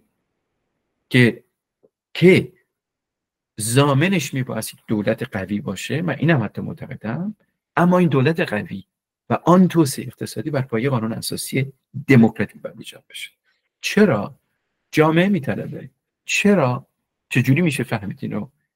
نگاه کنیم به روشنفکرانمون، نگاه کنیم به سیاسیونمون، نگاه کنیم به جنبش‌های اجتماعیمون، نگاه کنیم به جنبش مهسا، نگاه کنیم به انواع و اقسام شعارهایی که از آزادی میگه، نه از بازگشت به امنیت. من معتقد به بازگشت به امنیت هستم، اما بر پایه قانون اساسی یه دموکراتیک. میگویم این رو میگویم که روشنفکران و فعالین سیاسی ما، فعالین اجتماعی ما، فعالین مدنی ما، قلم به دستان ما، کسانی که ناظر هستن مثل جناب عالی و دیگران، کسانی که اینجا حضور دارن، متحول شدند. ما 40 سال پیش خودمونم میگفتیم استبداد روش خوبیه، باید دشمنان نابود کرد. امروز دیگه اینو نمیگیم. کی نمیگه؟ بنده و جناب عالی نمیگیم. ماها عوض شدیم. چرا میباید بازگردیم به روش‌های تنگ، بسته و جامعه‌مون جامعه بسته باشه به بهانه اینکه ما الان توسعه آمرانه میخوایم؟ توسعه آمرانه دیگه عمل نمیکنه اتفاقا. یعنی میتونه عمل بکنه به ضرب سرنیزه، به محض اینکه دوست عزیز سرنیزه رو امروز به کار ببری، فردام به کار خواهی برد. عقب نمیکشه استبداد عوض نمیشه، جایگزین میشه. این رو در نظر داشته باشین و فکر میکنم که بیشتر میتونیم راجع بهش صحبت کنیم. برای اشاره من به قانون اساسی خیلی مهمه که بقیه بحث رو قبول دارم، ولی اشاره به قانون اساسی بر پایه اینکه جامعه بخش‌های فرهنگیش بسیار بسیار تغییر کرده و هرچی بیشتر به سمت گشایش اجتماعی میخواد بره و عدالت و دموکراسی. مرسی جناب هودشتیان. من کاربری کای رو دستم خورد چیز کردم، شما جلوتر از همه بودید، شما بفرمایید. با سلام جناب آقای هودشتیان و دوستان عزیز، من اینجا 2 یا 3 سوال دارم، خیلی سریع مطرح میکنم. در درجه اول، سوال اول من اینه که در مورد هدف اصلی دموکراسی صحبت شد. سوال من اینه که آیا میشه هدف اصلی دموکراسی رو در این جمله به اصطلاح تعریف کرد که هدف اصلی دموکراسی پاسخگو کردن نهاد قدرت است، همین، و هر چیز دیگه‌ای در واقع زیر مجموعه، هر چیز دیگه‌ای در دموکراسی زیر مجموعه این هدف اصلیه، یعنی پاسخگو کردن نهاد قدرت. حالا این چرا مهمه؟ من این رو میخوام وصل کنم به اون صحبتی که آقای هودشتیان از افلاطون مطرح کردن. حکومت را باید به دست کسانی داد که خواهان قدرت نیستند. اگر ما قبول بکنیم که هدف اصلی دموکراسی پاسخگو کردن نهاد قدرته، اینجا دیگه این حرف افلاطون اصلا لزومی نداره. چرا؟ چون دیگه فرقی نمیکنه که اون کسی که سر هدف اصلی این نیست که اون کسی که سر قدرت یا خواهان قدرت هست یا نیست، بلکه هدف اصلی اینه که ما یک بستری اینجا ایجاد بکنیم که اون کسی، اون سازمان یا گروه یا حزبی که در رأس قدرت هست پاسخگو باشه. همین مسئله اصلیه. یعنی در واقع من بازم این حرف هودشتیان رو مطرح می‌کنم که دموکراسی آمده است که بگوید که خوب مطلق وجود ندارد. وقتی که خوب مطلق وجود ندارد دیگه لزومی نداره که ما دنبال کسی بگردیم که خواهان قدرت نیست، بلکه باید بستری به وجود بیاریم که نهاد قدرت رو در واقع پاسخگو بکنه. این سوال اول من در رابطه با پاسخگو کردن نهاد قدرت. سوال دومی که دارم در رابطه با دموکراسی مستقیم و غیر مستقیم بود که آقای هودشتیان مطرح کردن و این بود که دموکراسی غیر مستقیم یا همون دموکراسی نمایندگی در حال حاضر وجود داره و تا اونجایی که من فهمیدم استدلال ایشون این بود که دموکراسی مستقیم دیگه وجود نداره. این چیزی بود که من فهمیدم از صحبت ایشون، از طریق نمایندگان در واقع چیز میشه. تا اونجایی که من فهمیدم در واقع مثلا فرض کنید توی کشورهای اروپایی، توی کشورهای مثل آلمان و یا اتریش، اتفاقا اینها، یعنی اون چیزی که توی تفکر عمومی مردم مطرحه اینه که دموکراسی رو یه ترکیبی از دموکراسی غیر مستقیم و دموکراسی مستقیم میبینن و معتقدن که دموکراسی غیر مستقیم بدون دموکراسی مستقیم نمیتونه نهاد قدرت رو پاسخگو بکنه. و اتفاقا در رابطه با همین چیزهای عملی توی مثلا فرض کنید جامعه اتریش و یا آلمان وجود داشت. مثلا بهترین نمونه که در رابطه با نقش دموکراسی مستقیم در دموکراسی غیر مستقیم من میتونم بزنم، در واقع نیروگاه اتمی بود که قرار بود توی اتریش ساخته بشه. مجلس تصویب کرده بود، دولت تصویب کرده بود، بودجه و همه چیز تعیین شده بود، اما این مردم بودن که اومدن توی خیابون و نگذاشتند که چنین چیزی عملی بشه چون مخالفش بودن. یعنی اینجا دموکراسی مستقیم اومد جلوی نمایندگان مجلس رو گرفت و راه دموکراسی رو تعیین کرد. ولی مثلا فرض کن اگه بخوایم با جامعه آمریکا مثال بزنیم که آیا دموکراسی مستقیم به این صورت توی جامعه آمریکا وجود داره یا نه، ما می‌بینیم که مثلا فرض کنید رئیس جمهور یک کشوری به اسم ترامپ مستقیما انتخاب میشه از طریق دموکراتیک، ولی میاد چیکار میکنه؟ میاد فرمان عفو تمام کسانی رو صادر میکنه که 4 سال پیش به پارلمان حمله کرده بودن. درسته؟ و اینجا هیچ عکس العملی مشاهده نمیشه، هیچ عکس العملی از طرف جامعه مشاهده نمیشه که دموکراسی مستقیم بیاد در برابر کسی قرار بگیره که به صورت مستقیم دموکراسی انتخاب شده. من یه سوال سوم مطرح میکنم و بعد صحبتم رو به پایان میرسونم. دموکراسی قرن 21، شما صحبت از دموکراسی قرن 21 کردید. سوال من اینه که آیا دموکراسی، اون تعریفی که ما از دموکراسی داریم، و اون دیدی که ما از دموکراسی داریم باید بر مبنای شرایط قرن 21 بازبینی بشه. آیا ما احتیاج به نوع جدیدی از دموکراسی داریم؟ حالا چرا این سوال رو مطرح میکنم؟ به خاطر اینکه وقتی که ما میگیم که هدف اصلی دموکراسی اینه که در واقع نهاد قدرت رو پاسخگو بکنه، آیا ما در قرن 21 با نهادهای قدرتی درگیر نیستیم که خارج از حیطه دموکراسی قرار دارن؟ یعنی که حتی این نهادهای قدرت رو حتی از طریق انتخابات آزاد و تمام اون ارگان‌هایی که دموکراتیک هستن نمیشه پاسخگو کرد دیگه. آیا ما احتیاج به مدل دیگه‌ای از دموکراسی برای قرن 21 داریم؟ خیلی ممنون. من اینجا صحبت ممنون. مرسی تشکر. فکر میکنم که برای از سال سوم بخوام شروع کنم چون خیلی جالبه، حتی همه پرسش‌های شما بسیار جالبه، تشکرم میکنم. فکر میکنم که فرض فرمایید که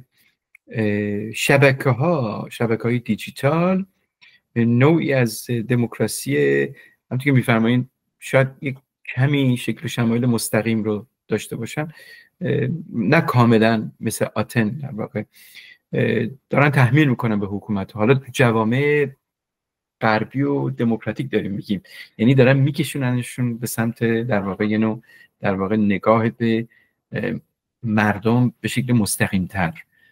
شبکه ها یا میشود گفت بازار آزادی که حالا لیبرالیسم جهانی شده به وجود آورد از طریق تکنولوژی سبک و ارزان، در واقع امکاناتی اینو به وجود آورد که همگان وارد بازار بشن، همگان در این حال بتونن یه تلفن دستی داشته باشن، کامیونیکیت کنن، ارتباط بگیرن و این تسهیل کرد این روند رو. حالا اگه ما بخوایم اینطوری بگیم که تسهیل کرد روند چی؟ روند پارتیسیپیشن رو، مشارکت رو هرچی بیشتر عمومی کرد، در همین شکل و شمایل اون دموکراسی هم باید تغییر بکنه و بعد هرچی بیشتر به سمت مردم بیاد. اینجا دو تا اومد خروجی وجود داره. یکی این هستش که دموکراسی مردمی تر میشه به دلیل اینکه حضور مردم فعالتره به توسط دیجیتال ها، سیستم های دیجیتال و شبکه های عمومی و غیره. یکی هم این هستش که به دلیل این فراگیر شدن حضور مردم نوعی پوپولیسم رشد میکنه.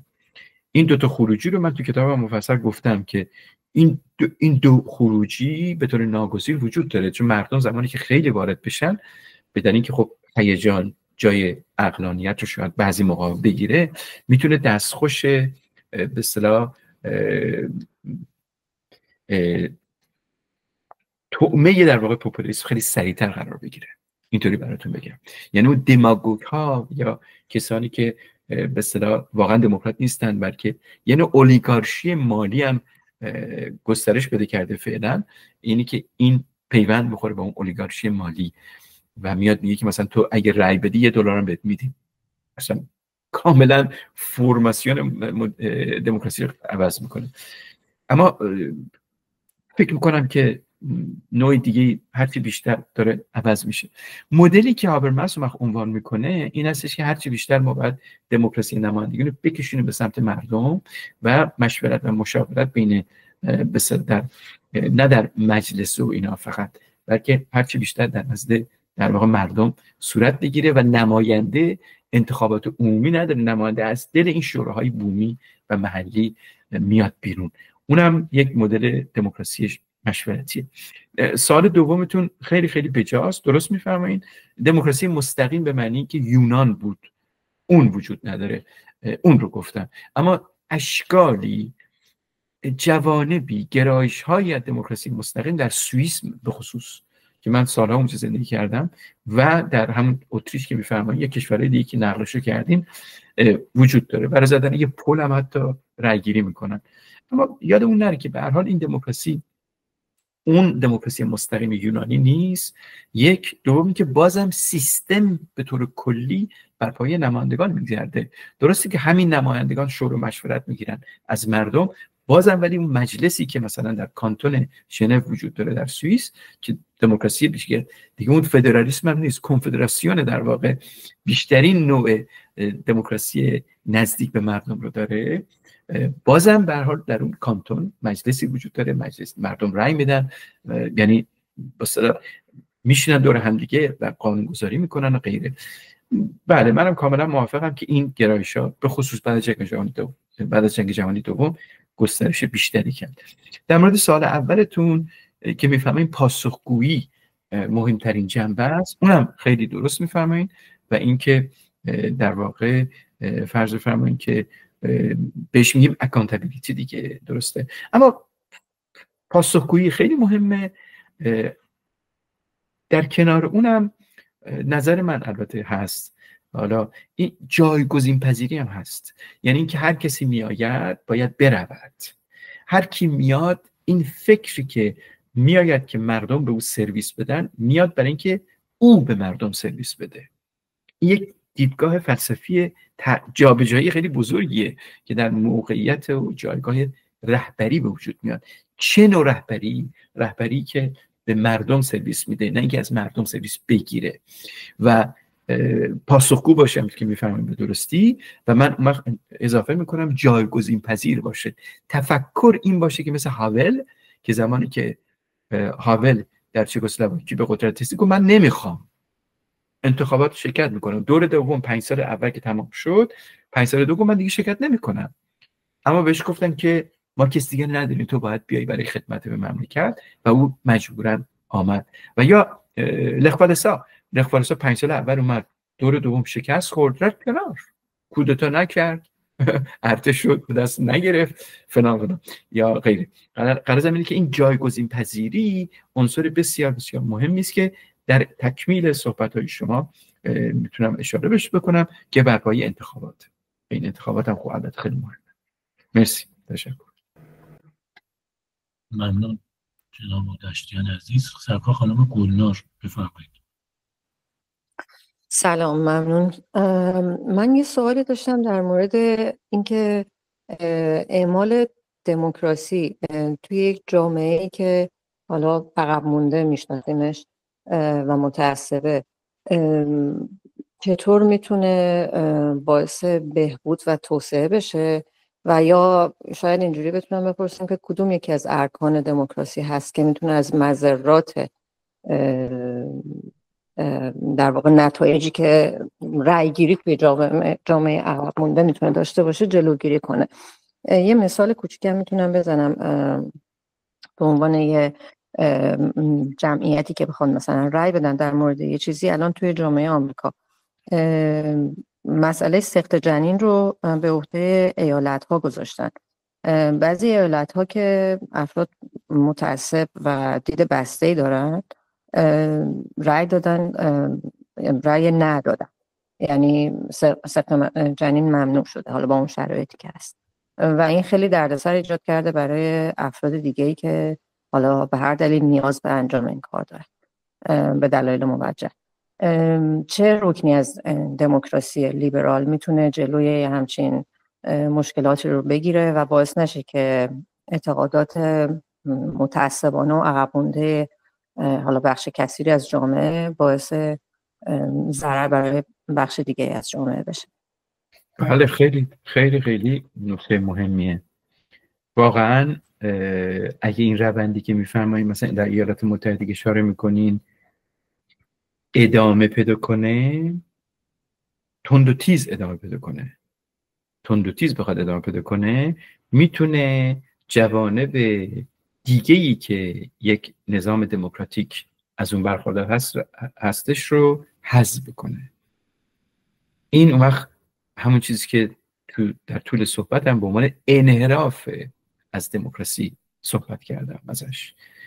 به طور مشخص‌تر مثلا ایالات متحده زدین این طبیعیه که در برخی مناطق امکان داره مردم یک رأی بدن که به نظر جناب عالی یا به نظر گروه‌های دیگه در ایالات دیگه مفید و مؤثر و درست نیست. درسته؟ تا اینجاش هنوز ما تو چارچوب دموکراتیک هستیم. هنوز تا زمانی که حکومت مرکزی که این بحث رو راه انداخته جلوی انتقاد به اون رو نگیره، امکان داره بگیره. این دیده شده در آنچه که به نام انحرافات از دموکراسی نام میبریم. یعنی نه فقط این بحث رو راه انداخته در مورد سخت چنین که اشاره کردیم، بلکه کم کم کم کم کم کم میگه مخالفین ما قبول نداریم، ما یکم میگذره میگه مخالفین میکنیم زندان. همین الان صحبتش هست دیگه. کسانی که مثلا عقاید ایکس و ایگرگ دارن یا عقاید چپ دارن فرض فرمایید حذف میشن از آموزش و پرورش. درسته؟ این اون بحث دومه. در بخش اول این امکان وجود داره که در انتخابات جمعیت‌هایی از مردم به یک قانونی رأی بدن که مورد نظر بنده و جناب عالی از نگاه بنده و جناب عالی دموکراتیک یا مفید نباشه. این درست، تا اینجاش درسته. اما اگه حق انتقاد رو از گروه‌های دیگه اجتماعی بگیرن، اونجاست که خطر ایجاد نوعی خودکامگی در دموکراسی وجود داره. حالا دموکراسی عمیقاً این پتانسیل پرقدرت رو داره که به خودکامگی منحرف بشه و این دیگه چالش قضیه است. اون چیزی که ما به هر رو میدونیم که دموکراسی این امکان رو داره و دیده شده. دو مدلش دیده شده: خودکامانی که به نام دموکراسی خودکامی کردن، دموکرات هایی که انحرافات رو رواج دادن به نام پوپولیسم مثلا، که دموکراسی رو به در واقع یک نوع خودکامگی کشوندن. من این دومی رو میبینم، در ایالات متحده هم میبینم و این راهی واقعا نداره. اما پرسش دیگه ای شما کردین، گفتین دموکراسی در کشور عقب مانده. من آفریقا خیلی سفر میکنم به خاطر اینکه دانشگاهی که هستم و تدریس میکنم، منو میفرسته بعضی موقع برای اینکه تدریس مثلا 1-2 هفته‌ای بدم تو برخی از این کمپوس‌های دانشگاهی تو این کشورها و خیلی ملاحظه بود تمام قوانین اساسی این کشورها در آفریقا بر پایه سه شاخه مونتسکیو استواره. یعنی این سه شاخه از هم دیگه جداست، کاملا جداست و میگن در قانون اساسی. اما اکزیکیوتیو یعنی قوه مجریه، قوه اجرایی که دولت باشه، در اینا دخالت میکنه. یعنی اینا جدا هستن ولی استقلال ندارن. درسته؟ دخالت میکنن. قول دخالت که میکنن اجازه نمیدن که مستقل عمل بکنن. این وجود داره. دموکراسی در جوامع عقب مانده یک چالش بسیار بزرگه. تو جامعه خود ما ایجاد یک دموکراسی اجتماعی بسیار مشکل سخته. ایجاد دموکراسی سیاسی تقریبا اندکی راحت تره، به خاطر اینکه اون برمیگرده به هیئت حاکمه و هیئت حاکمه متشکل از الیت هایی هستن که بالاخره اینجا و آنجا در صحنه ظهور پیدا میکنن. حالا یا انتخاب میشن، در آغاز که انتخاب به سختی میشه انتخاب کرد، ولی بعدا انتخاب میکنن در موقعی که قدرت دولتی عوض بشه فرض فرمایید. و این میشود گفت که الیت های ما امروز به این تقریبا غالب اونها به این نتیجه رسیدن که هیچ راهی به غیر از بردباری، تحمل نیست که اونها به جای شکنجه و سرکوب میگذارند. این شعور این بلوغ در شعور اجتماعی به اصطلاح روشنندشان ما امکان ایجاد دموکراسی سیاسی رو به ما میده. اما دموکراسی اجتماعی هنوز هست. یعنی اون خطری که شما اشاره میکنید امکان داره اگه بخوایم رأی گیری کنیم در یک مناطق دور افتاده هنوز مردم به قوانین رأی بدن که صلاح دید بنده و جنابعالی شاید نباشه. این خطر وجود داره. برای همین ما دموکراسی ستیز پیگیره، مبارزه پیگیره، تمام نمیشه. چیزی نیست که شروعش بکنی فردا تمام بشه. استبداد هستش که غایت داره. دموکراسی نظام غایت ناپذیره، یعنی دائما باید بهش بهبود بدیم. مثل خود مدرنیته هم همینه. عقلانیت موضوع چالشه، موضوع غایت نیست، تموم نمیشه. دائما توی این به خصوص عقلانیت اجتماعی، عقلانیت جمعی، منظور در مجلس، این ستیز دائما وجود داره. اما اعتقاد به این که در نهایت باید دیبیت داشته باشیم، بحث و گفتگو داشته باشیم به جای سرکوب و حذف و بعد انتخابات بکنیم و بهترین ها، چابکترین ها عاقل‌ترین ها با دانشترین ها با دانشترین های ما باید بتونن حکومت رو به دست بگیرن و اونها باید بفهمن و بدونن، مثل هاول یا مثل دیگران یا مثل ماندلا، که روزی که آمدند، روز بعد، سالهای بعد باید بروند و این بنیاد دموکراسی است که من بهش اعتقاد دارم. مرسی. ممنون. خب جناب مهدی بفرمایید. درود و سپاس خدمت جناب هودشتیان عزیز، دوستان عزیز خانه آشنا، ببخشید خانه آگاهی و شرکت کنندگان عزیز. جناب هودشتیان، شما به دو شکل انحراف از دموکراسی اشاره کردین، یکی توتالیتاریسم و یکی پوپولیسم، که فکر میکنم سوالی که دوستمون خانم گلنار پرسیدن هم به این مسئله مربوط باشه به نحوی. آیا میشه اینطور تعبیر کرد که توتالیتاریسم از این منظر انحراف از دموکراسی هست که استبداد اکثریت بر کلیت جامعه است؟ و اگر چنین تعریفی از توتالیتاریسم داشته باشیم، آیا میشه پوپولیسم رو هم به همین ترتیب استبداد اکثریت محسوب کرد؟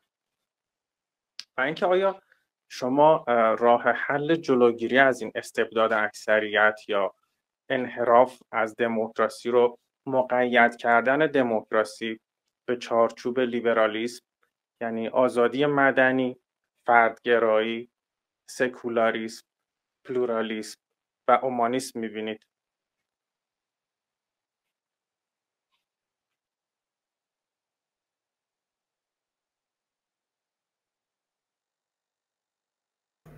جناب هودشتیان میکروفونتون بسته هستش. خیلی عذر میخوام.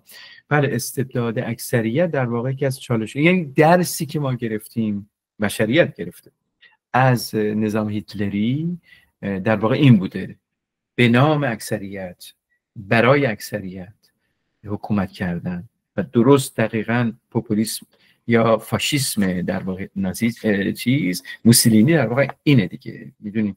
یعنی همه بحث این است که ما همه قدرت میخوایم به مردم بدیم، اما فعل بداهه چون مردم نمیتونن به اصطلاح اجرا بکنن، ما فعلا میگیریم، اما به نام مردم میگیریم، برای مردم میگیریم. بعدم از به مردم میگیم چون نمیتونیم به همه بلنگو بدیم، فعلا صحبت نکنم، ما دیگه کارو میبریم جلو. این در واقع موسولینی اینه در واقع به عبارتی. و هیتلر هم اینه، درم به نام اکثریت آمد، استبداد اکثریت که میفرماییم. ما در دموکراسی میفهمیم که رأی اکثریت، حکومت اکثریت با قائل شدن به حق اقلیت، یعنی اقلیت رو هضم نمیکنه دموکراسی که دارید، دموکراسی که بالغ میشه ها، چون دموکراسی ادوار متعدد داشته. اشاره کردم که در دموکراسی ها حتی دوره زنان، سیاهان، بومیان رأی نمیتونستن بدن، درسته؟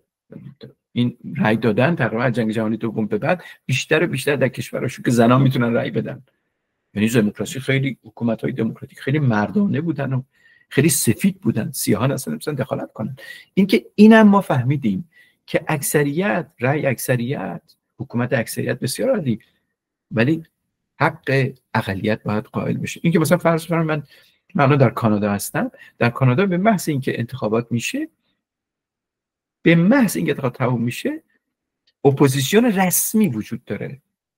این اپوزیسیون رسمی انتقاد آزاد میکنه، حتی دولت هم بهش کمک میکنه که وجود داشته باشه. برای چی؟ برای سلامت دموکراسی. بنابراین یکی از مواردی که وقت در مورد توتالیتاریسم، حکومت‌های فاشیستی میتونه بیسته، همین پلورالیسمی است که شما بهش اشاره کردید. پلورالیسم چیه؟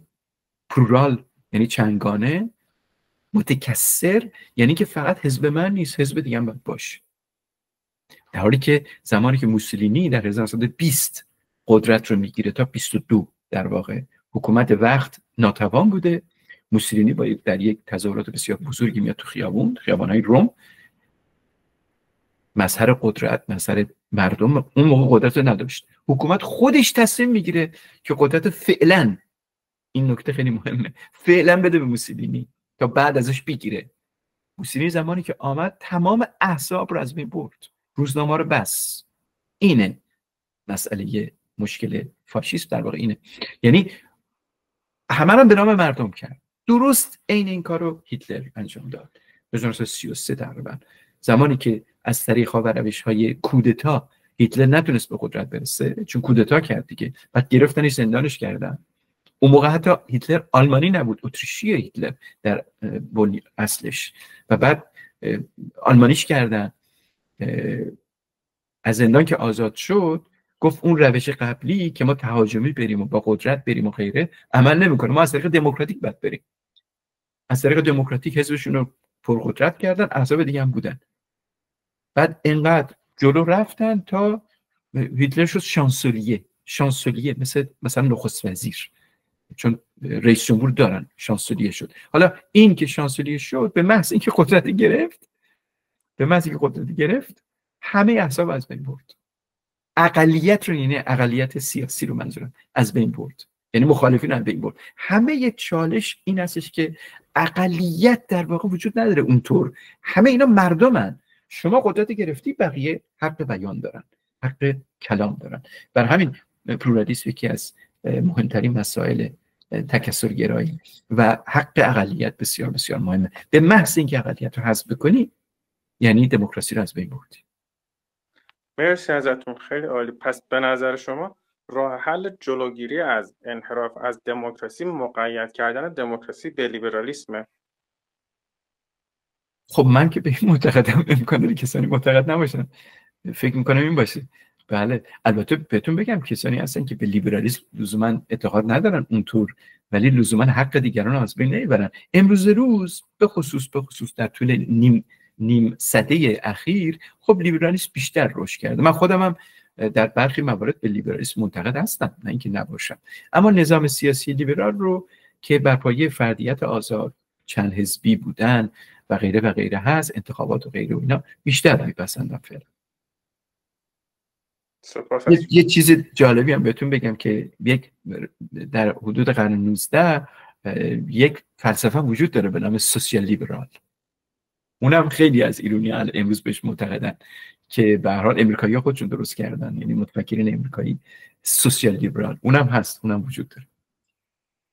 خواهش می‌کنم.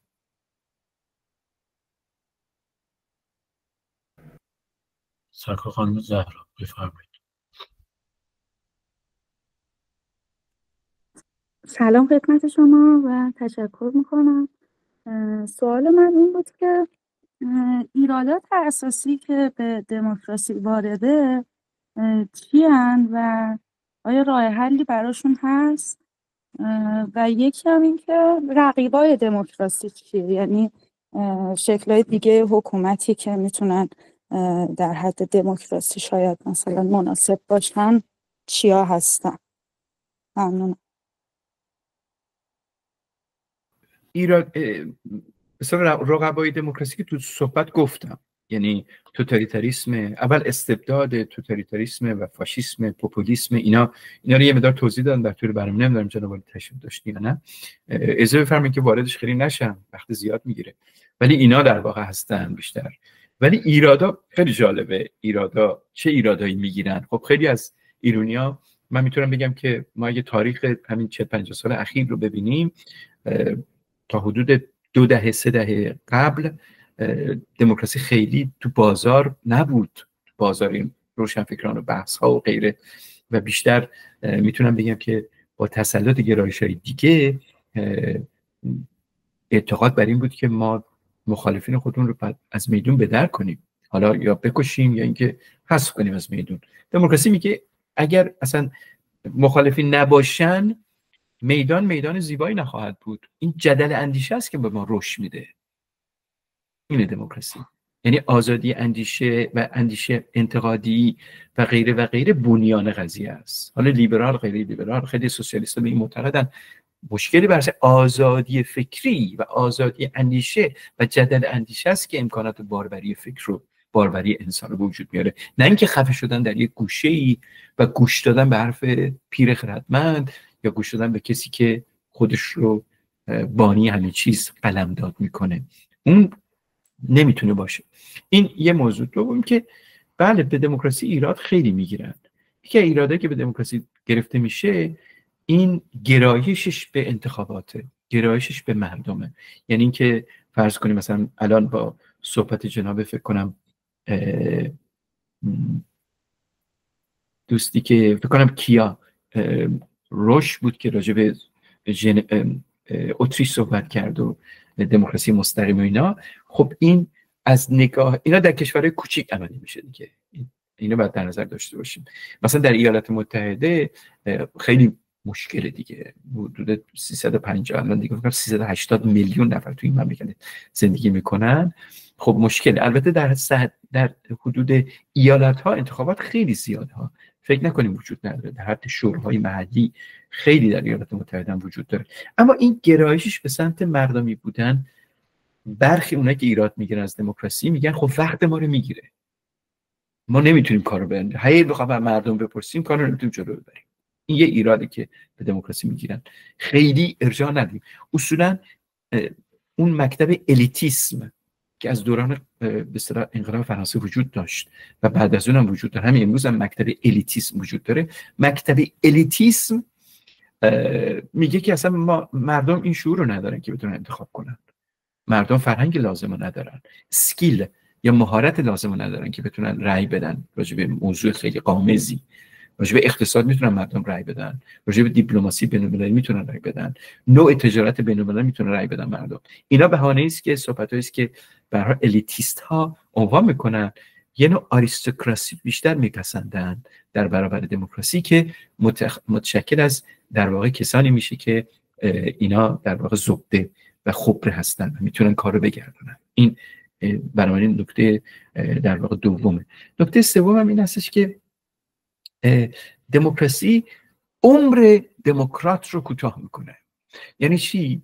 یعنی که به شمایی که انتخاب شدین فقط 5 سال فرصت میده برای ایجاد تحولات، رفرم اقتصادی. خب اونایی که ایراد میگن خب کمه.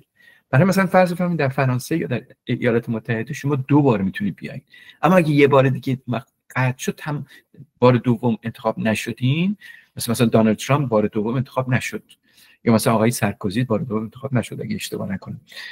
خب این بسیار خیلی ایراد میگیرن بهش، برای اینکه من اگه نتونم پروژه ها برم جلو، برخی پروژه های بزرگ رو نمیتونید در از مدت کوتاه انجام بدید. در صورت غرض اینه که 3 ایراد نسبت به دموکراسی انجام میشه. حالا ایراد دیگه هم هستش که بیشتر میتونیم راجعش بعدا صحبت کنیم. نمیدونم پاسخ بود؟ ممنون. مرسی. خب خانم فرح بفرمایید.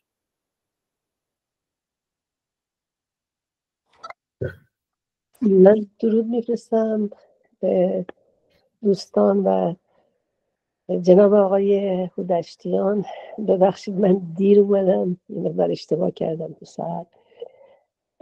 سوال من در واقع اینه آقای هودشتیان که در واقع این خطراتی که شما اینجا فرمودید و در مورد دموکراسی یا فرمودید که پوپولیست ممکنه توی این قضیه بیاد بالا و از قبل اون در واقع کسایی انتخاب کنن که همون اقتدارگراها که مثل الانی که توی آمریکا اتفاق افتاده، ترامپ بالا اومده به وسیله همین مسئله و در واقع دموکراسی رو یه جورایی زیر سوال برده.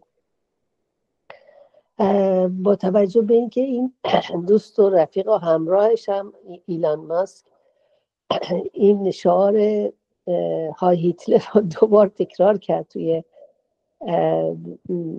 فیلم هایی که ازش هست و به نظر میرسه که الان ما وارد یک دورانی شدیم که این به وسیله هوش مصنوعی و مسائلی که به دنبال داره، تکنولوژی های جدیدی که دارن وارد میکنن، میخوان این ایده رو پیاده کنن، یعنی همون بازگشت فاشیست شاید باشه. آیا نظر شما، یعنی به نظر شما چیه این میتونه درست باشه و در واقع راههای جلوگیری چی میتونه باشه برای مردم آمریکا. مرسی مایکل. والا بله، درست باشه که فعلا وجود داره دیگه. الان در واقع ایالات متحده به سمت نوعی اولیگارشی مالی میره. در واقع اولیگارها در قدرت دارن میان و یک سری هم رفرم‌های سودمند شاید ایجاد بکنن، مشکلی نداره، ولی خب برای اتکای زیادش به سرمایه‌دارها به جای به اصطلاح کسان دیگه‌ای که به اصطلاح کمتر به امور مالی بلکه بیشتر به امور انسانی و اجتماعی میپردازن، خب یه مقدار نگران کننده است. در واقع یه جنبه دیگه اینه که زمانی که قدرت خیلی به سمت یک نفر بره، خطرات غیر قابل پیش بینی داره. مثلا دو مجلس در واقع، هم سنا هم مجلس قانونگذاری، در واقع اکثریت رو جمهوری خواهان دارن و دیگه قاضیان و رئیس نهادهای خیلی خیلی بزرگ و مهم همشون عوض شدن. خب این تمرکز قدرت رو، نگاه قدرت رو به سمت یک نفر میاره. همه بحث دموکراسی این است که تعدد قدرت وجود داشته باشه، یعنی برای یه امکان بالانسی وجود داشته باشه، که یک تعادلی وجود داشته باشه که بین درست این مجلس های متعدد، نهادهای متعدد، همه به سمت یک جناح نرن. این مشکل قضیه هستش و این جنبه دومه. جنبه اول هم اولیگارشی مالیه، جنبه دوم تمرکز فوق‌العاده زیاد بر یک تن هست، یک گرایش هست. ولی راههای مقابلش، اگر اشاره کردم با فکر کنم صحبت خانم گلنار بود احتمالاً، اگر امکان صحبت رو، گفتگو رو از مخالفین گرفته نشه، چون امکان داره به اون سمت بره، یعنی به سمتی بره که در واقع هرچه بیشتر امکان صحبت کردن از اینا گرفته بشه، از مخالفین، از لیبرال ها یا از دموکرات ها گرفته بشه، امکان داره به اون سمت بره. اگر نره، بنابراین تنها راهی هستش که اینا بتونن خودشون رو عرضه کنن در بازار، در میدان، بگن که ما نظرمون این نیست، مخالفیم فلان فلان. اینا در نظر داشته باشیم که روز تا امروزی که الان داریم صحبت میکنیم، هنوز قانون اساسی ایالات متحده بر اساس دموکراسی و بر اساس انتخابات آزاده. بنابراین اگر انتخابات آزاد باشه، دونالد ترامپ چند سالی بیشتر در قدرت نیست. درسته که زمینه رو مهیا میکنه کسی مثل خودش بعداً در قدرت بگیره، اما تقریبا کسی مثل خودش فعلا تو بازار، تو میدون نیست. امکان داره که به اصطلاح این مدت کوتاهی وجود داشته باشه. راه دومش این هستش که قانون اساسی عوض کنن. اینم میتونه وجود داشته باشه. اینا امکاناتی که تاکنون در ایالات متحده به این شدت نبوده ولی میتونه وجود داشته باشه. راهش این هستش که اگر آزادی بیان حفظ بشه، مثل همیشه در ایالات متحده بشه امکانات مقابله فکری، نظری، اعتراضات اجتماعی و غیره به وجود بیاد تا هرچی بیشتر این به اصطلاح دوره کوتاه‌تر. تشکر. ممنون جناب هودشتیان. دوستان اگر یه لحظه البته ساعت چنده، من حالا 20 دقیقه وقت داریم، یه لحظه اگر نمیتونن میکروفونشون رو باز بکنن، میتونن خیلی راحت تو قسمت چت هم سوالشون رو بنویسن، حالا منم سعی میکنم از اینجا بپرسم. جناب هودشتیان اولا پرسیدن که امکان داره که رفرنس هایی که گفتید رو با همون به اشتراک بذارید، امکان داره برامون بفرستید، من تو کانال بفرستم. این یک. دو همین که در مورد ساختار دموکراتیکی که تو کردستان سوریه هستش سوال کردن، اگر مربوط به بحثمون توضیحاتی بفرمایید. نمیدونم، ببینید یه چیزایی همینطوری تو مطبوعات آدم گوش میده، ولی یه آدمی در حد حدود من نمیتونه فی‌البداهه قضاوت بکنه.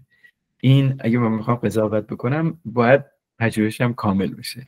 اینی که این چیزایی که توی مطبوعات میگن و توی شبکه ها میگن برای من کافی نیست. آره نمیدونم تا چه میزانی در سوریه، کردستان سوریه واقعا دموکراسی هست و اینا، اما میدونم که گرایشاتی به این سمت وجود داره که نوعی انتخابات و غیره و اینا به وجود بیاد و این سمت، این گرایش خیلی هم قویه بیشتر از این نمیتونم فعلا اظهار نظر کنم. مرسی ازتون.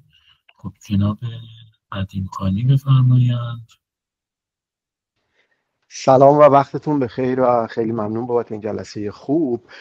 من حالا ممکنه از سادگی نگاه من باشه، با اون نگاه حالا رشته مهندسی خودم همه چی رو در واقع دنبال اینم که بتونم متر بزنم. الان خیلی ایندکس های مختلفی وجود دارن. ببینید ما به فضای جامعه خودمون و حتی جوامع اروپایی و آمریکا نگاه که میکنیم، یک بحث بی پایان و حتی میشه گفت بی نتیجه‌ای روی در واقع اصرار هر طرف به نظر خودش وجود داره، ولی انگار ارجاع داده نمیشه. در فضای ایران هم من به ندرت میبینم ارجاع داده بشه به ایندکس ها که ببینید وضعیت ما این است، یا جایی که به فرض یک رسانه حکومتی اعلام میکنه که ما سوم دنیا هستیم در فلان چیز، کسی نمیاد بگه، یعنی کمتر کسی میاد بگه که ببینید این ایندکس یکی از مجموعه ایندکس های این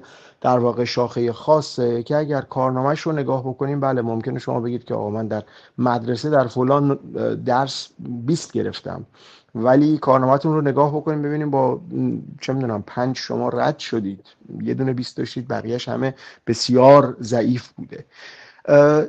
این فضا چه در خارج از کشور چه در واقع خیلی مورد استقبال من ندیدم واقع بشه. توی آلمان مثلا یه چیزی هست به اسم والومات که فرد نیازی نیست یک پایبندی حزبی داشته باشه، قبل از انتخابات میره یک سری سوالات رو جواب میده. شما میخواید آیا مثلا مهاجران کمتر گرفته بشن توی آلمان؟ بله، خیر، به شدت موافق، به شدت مخالف و غیره. در نهایت میاد میزان نسبت شما با آرای احزاب مختلف رو مشخص میکنه. و یه نکته جالب اینه که شما میبینید با اون حزبی که من خیلی باهاش مشکل دارم زمین تا آسمون متفاوت نیستیم.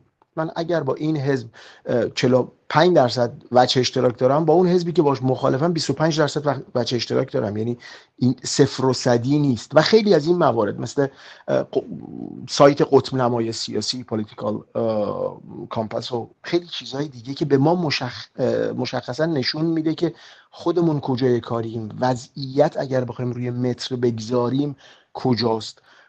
آیا توجه یا تکیه به این مدل ارزیابی ها زیادی خوشبینانه است یا اینکه مشکلی هست که جوامع بهش توجه نمی کنن؟ ارزان تمام.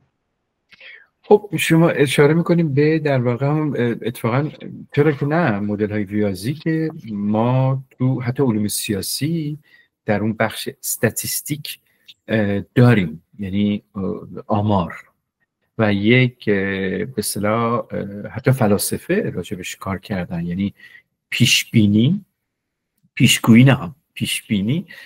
بر همین اساسه که ما با آمار میتونیم تشخیص بدیم از طریق مطالعه یا روشمندی کمی، یعنی کوانتیتیتیو نه کوالیتیتیو، روشمندی کمی میتونیم تشخیص بدیم که فرض کنیم مثلا فردا آمار در انتخابات مثلا چه کسی احتمالاً بیشتر مردم حمایت میکنن، چه کسی حمایت میکنن. ما که نمیتونیم موقعی که نظرسنجی میکنیم همه مردم رو بگیریم، یک به اصطلاح بخشی از جامعه 2000 تا 5000 تا بیشتر نمیگیریم، اینو میگیریم و میاریم تو جدول و میگیم گرایش این است آن است. این مدل برداری ها کاملا موجهه و امروز دموکراسی ها بیشتر به این سمت دارن میرن که بر این اساس بتونن قضاوت کنن.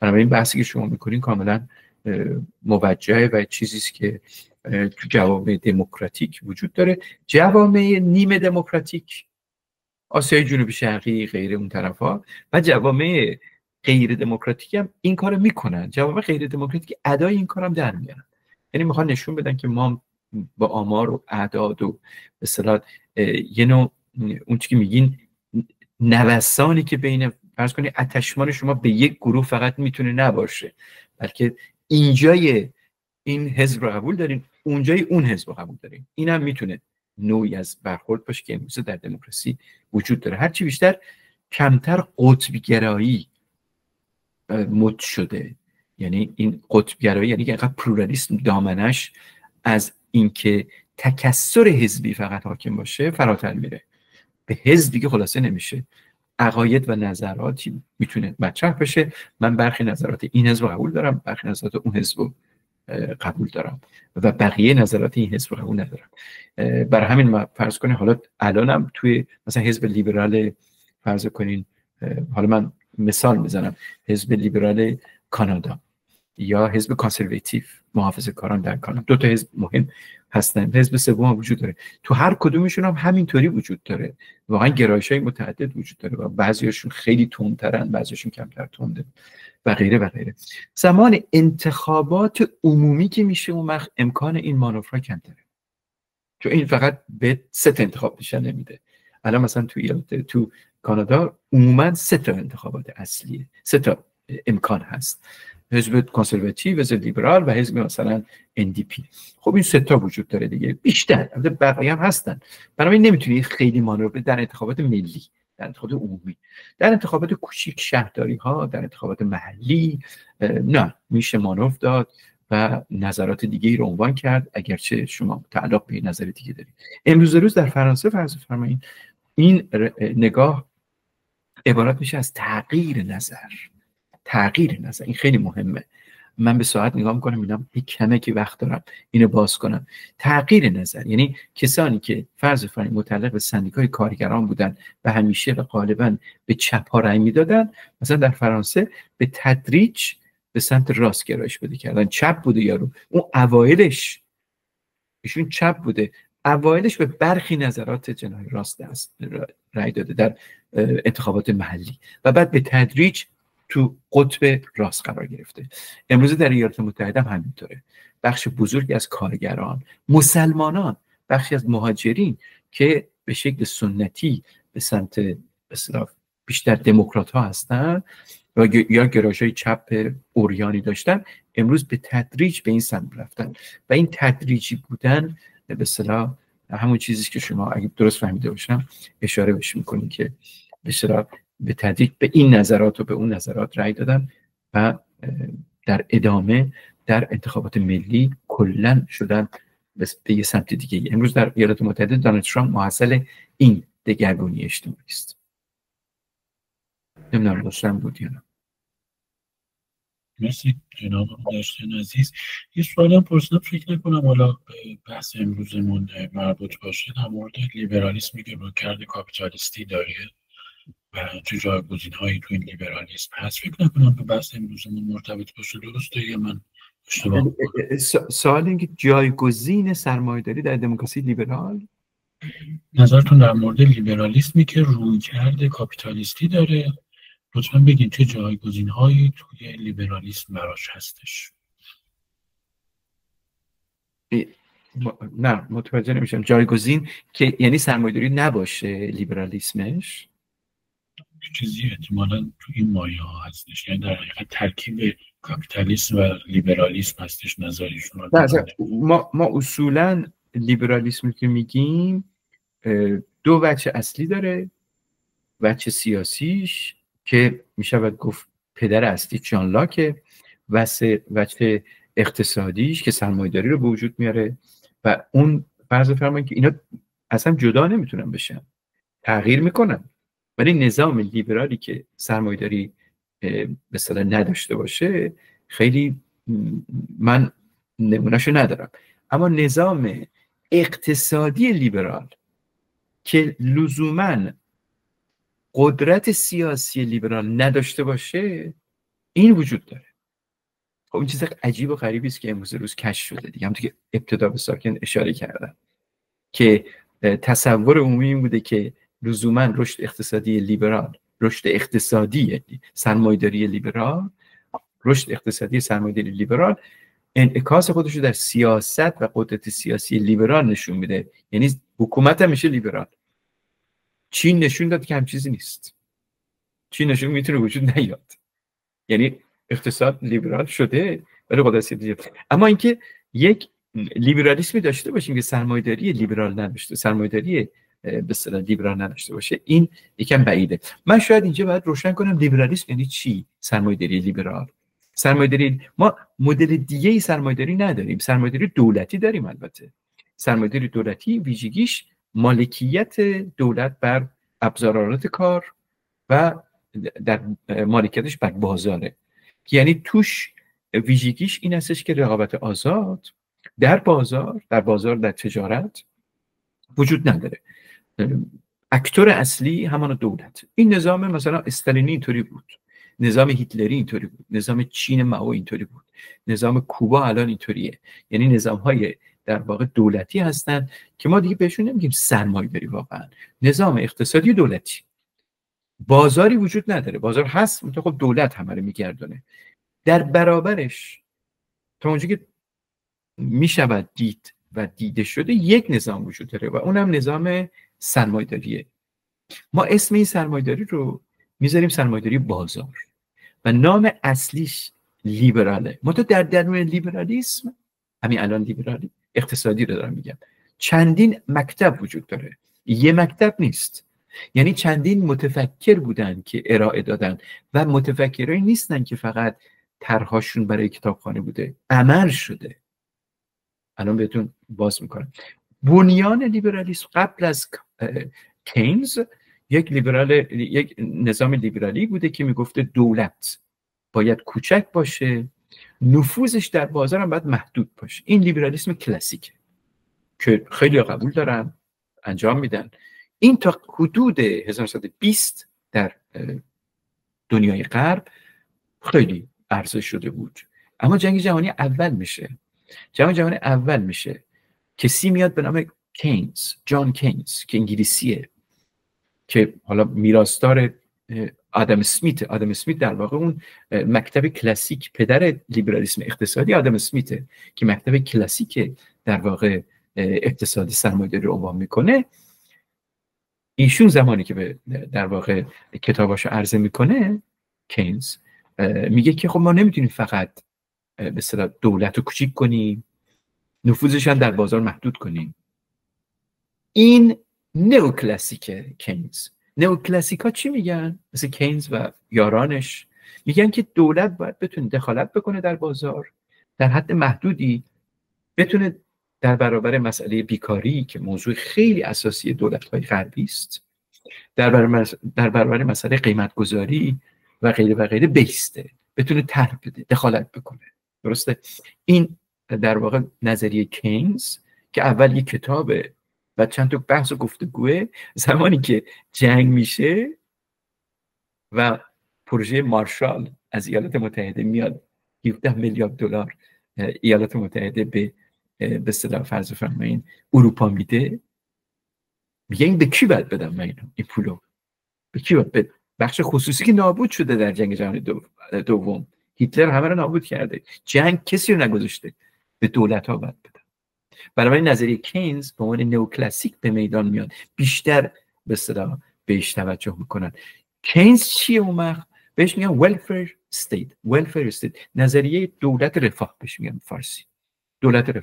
دولت رفاه هم چیزی که خیلی تو ایران هم حتی بعد از جمهوری اسلامی بعضی صحبتشو میکردن، اما ایجاد دولت رفاه به معنای واقعی خیلی سخته، چون دولت رفاه دموکراتیکه. دولت رفاه درسته دولت رو در میدان میگذاره و میاد و سعی میکنه که به اصطلاح دخالت بکنه، اما این دخالت بر اساس قانون و قوانینه. یعنی چی؟ یعنی مارکت، بازار رگولیتده، یعنی قاعده منده، هرج و مرج و فساد و چپاول وجود نداره که ماشاءالله در کشور خودمون امروز خیلی وجود داره. من نمیدونم، حالا جواب دادم، من امیدوارم خیلی دور نرفته باشم. خیلی ممنون ازتون، من جواب گرفتم.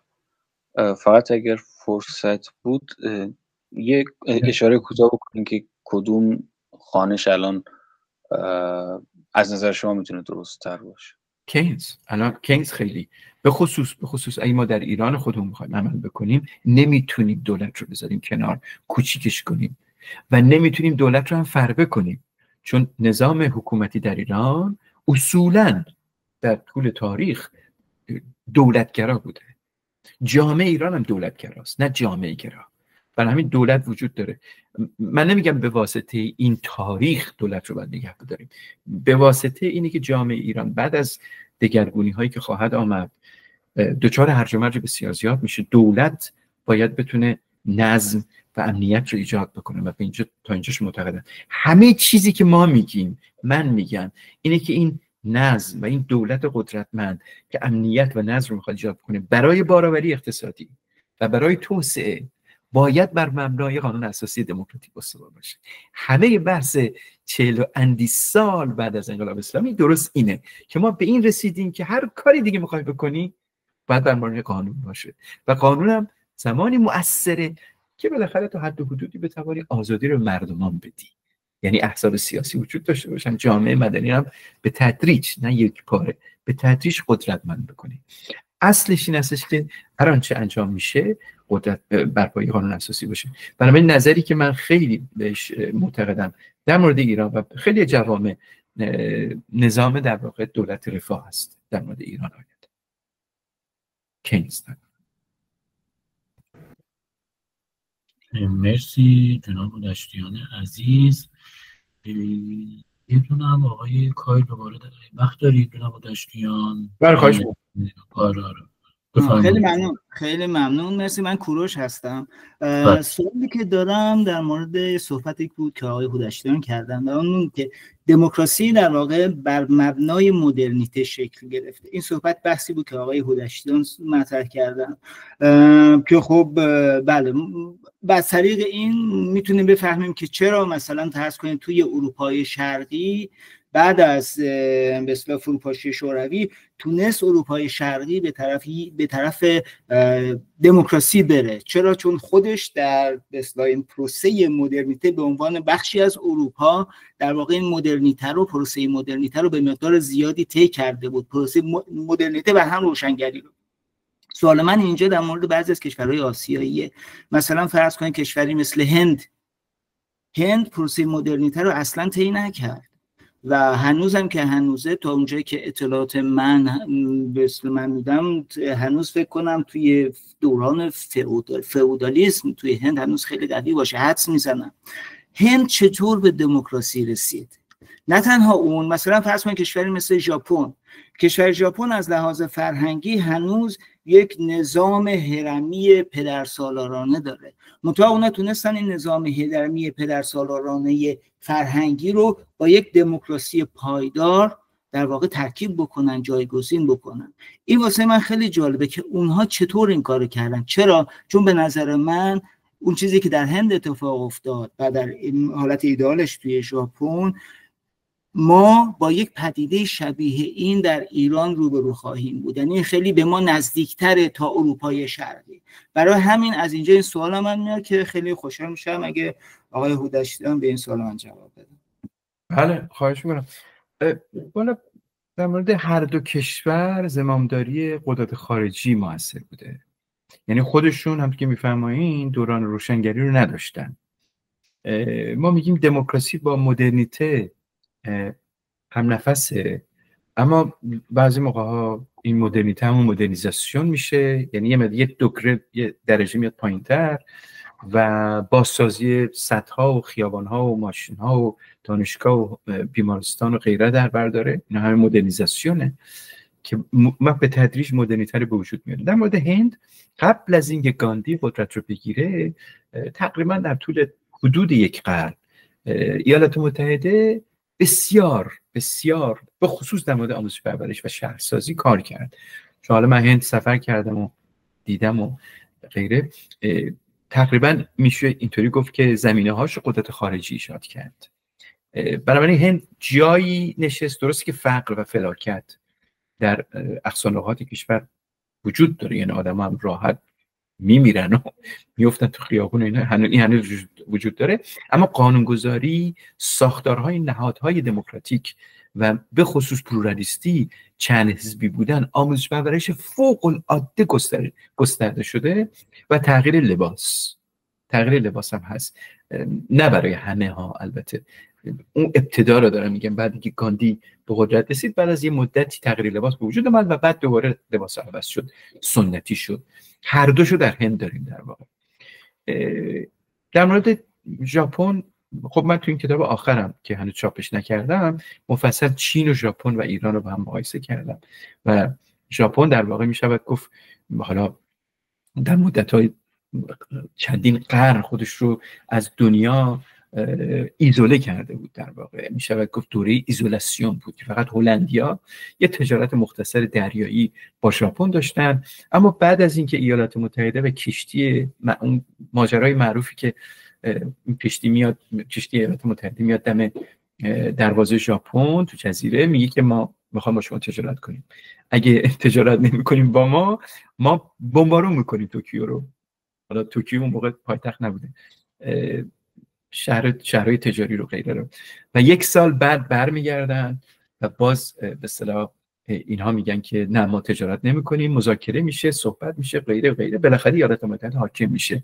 ایالات متحده نه این جنگ جهانی دوم نمیگم ما، ایالات متحده ورود میکنه به بازار ژاپن و بعد از اون روسیه، آلمان، انگلستان و آمریکا،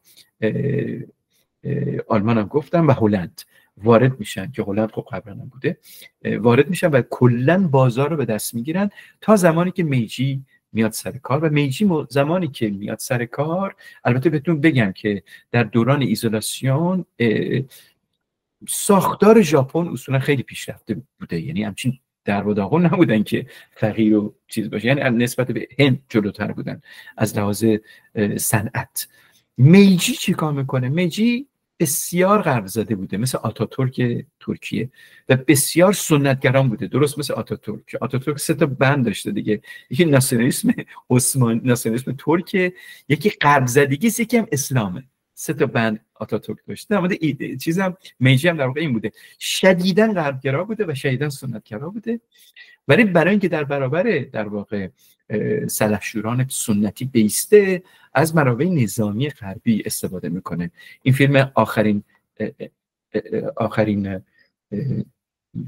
چی بوده فکر کنم اسمش حالا یادم رفت که تام کروز بازی میکنه، درست نمودار همین بوده که در واقع به اصطلاح مقاومت دولت سامورایی. بله، آخرین سامورایی ها در واقع چند جناح بودن. بعضی از سامورایی ها به دولت میجی میرسن، وارد میشن. اصلا نخست وزیراشون، ببخشید وزراشون سامورایی قبلی بودن که قبول میکنن دولت اقتدار شاه رو و قبول میکنن، وارد دولت میجی میشن، ولی چند تاشون رو قبول نمیکنن. زمانی که قدرت سامورایی های سنتی سرکوب میشه، دولت قدرت در واقع به دست تمام کمال به دست میجی میفته، صنعت و پیشرفت فوق العاده ای میشه و میجی تقریبا حدود 2 سال حدود 30 تن از نخبگان کشور رو میفرسته ایالات متحده، فرانسه و انگلستان و حتی روسیه، برای اینکه ببینن که تکنولوژی اونجا چگونه رشد کرده. چند سال، نه مثل شاهان قاجار که میرفتن دوری میزدن بعد برمیگشتن، بعد نوت برداری میکردن و گزارش میدن. زمانی که برمیگردن صنعت کشور رو رشد میدن، پیشرفت میدن. ژاپن تا مدت‌ها، تا زمان شکست، یعنی هیروشیما و 1945 یک کشور اقتدارگرای بسیار خودکامه، بسیار پیشرفته بوده. تقریبا بزرگترین ارتش بعد از آلمان هیتلری رو، بزرگترین ارتش رو در واقع ژاپن در دست داشته که میدونی که تا پهنه‌های استرالیا میره، تمام منطقه آسیا جنوب شرقی رو تسخیر میکنه، منچورو رو میگیره و غیره و غیره. غرض این که به هر حال ایالات متحده اونجا رو میگیره تا حدود 1957 مستقل میشه ژاپن، یعنی دیگه ایالات متحده حاکم مطلق اونجا نیست. حالا بحث شما این هستش که چگونه این صورت میگیره، به خاطر اینی که چه در دوره تجارت، آزادی تجارت آزاد و چه در دوره بعد از اون که ایالات متحده حاکم میشه، باز قدرت‌های خارجی و تجارت آزاد خیلی تسلط داشته. و آخرین نکته‌ای که بگم این است که در مقایسه با کشور خودمون، البته یکی از ویژگی‌های بسیار ارزنده و بسیار مهمی که باید بهش فکر کنیم و مهمه، نظم پذیری دولت میجی و ژاپنیا به طور کلیه و اینکه استراکچر و ساختار دارای آنچنان نظمی بوده که ولنگاواری و تنبلی و پشتماندازی و اینا رو میذاره کنار و بسیار بر همین ارتش قوی درست میکنن. یعنی نظام ارتشی است، در واقع نظام سیاسیش نظام اقتدارگرایانه بسیار ارتشی است که یه مقدار مواجه میشه شبیهش در کره جنوبی قبل از اینکه دموکراتیک بشه هم شبیه این در واقع اون زمان وجود داشته. خیلی ممنون. خیلی ممنون. مرسی جناب دشتیان، ممنون که تشریف آوردید. ممنون از تمامی دوستان که این جلسه همراه ما بودن و ما از الان هم قول جلسه بعد از شما بگیریم با عنوان دموکراسی در ایران که اونم حالا پوستر رو ایناش رو طراحی بکنیم، اطلاع رسانی کنیم. خلاصه خیلی ممنون ازتون. خواهش می‌کنم، خیلی لطف کردین. تشکر از دوستانی که تشریف آوردن، اظهار نظر کردم. منم بسیار آموختم، به خصوص که جلساتی که من درست میکنم اونجا صحبت میکنم اصلا به معنی نیست که کسی سوال از من بکنه، شما اظهار نظرم بفرمایید، منم میآموزم و اینکه این گفتگو باید صورت بگیره. من سعی میکنم کمتر صحبت کنم و بیشتر بشنوم در جلسه آینده. تشکر از شما. مرسی ازتون، ممنونم. متشکرم. مرسی جناب. خدا نگهدار. خدا نگهدار.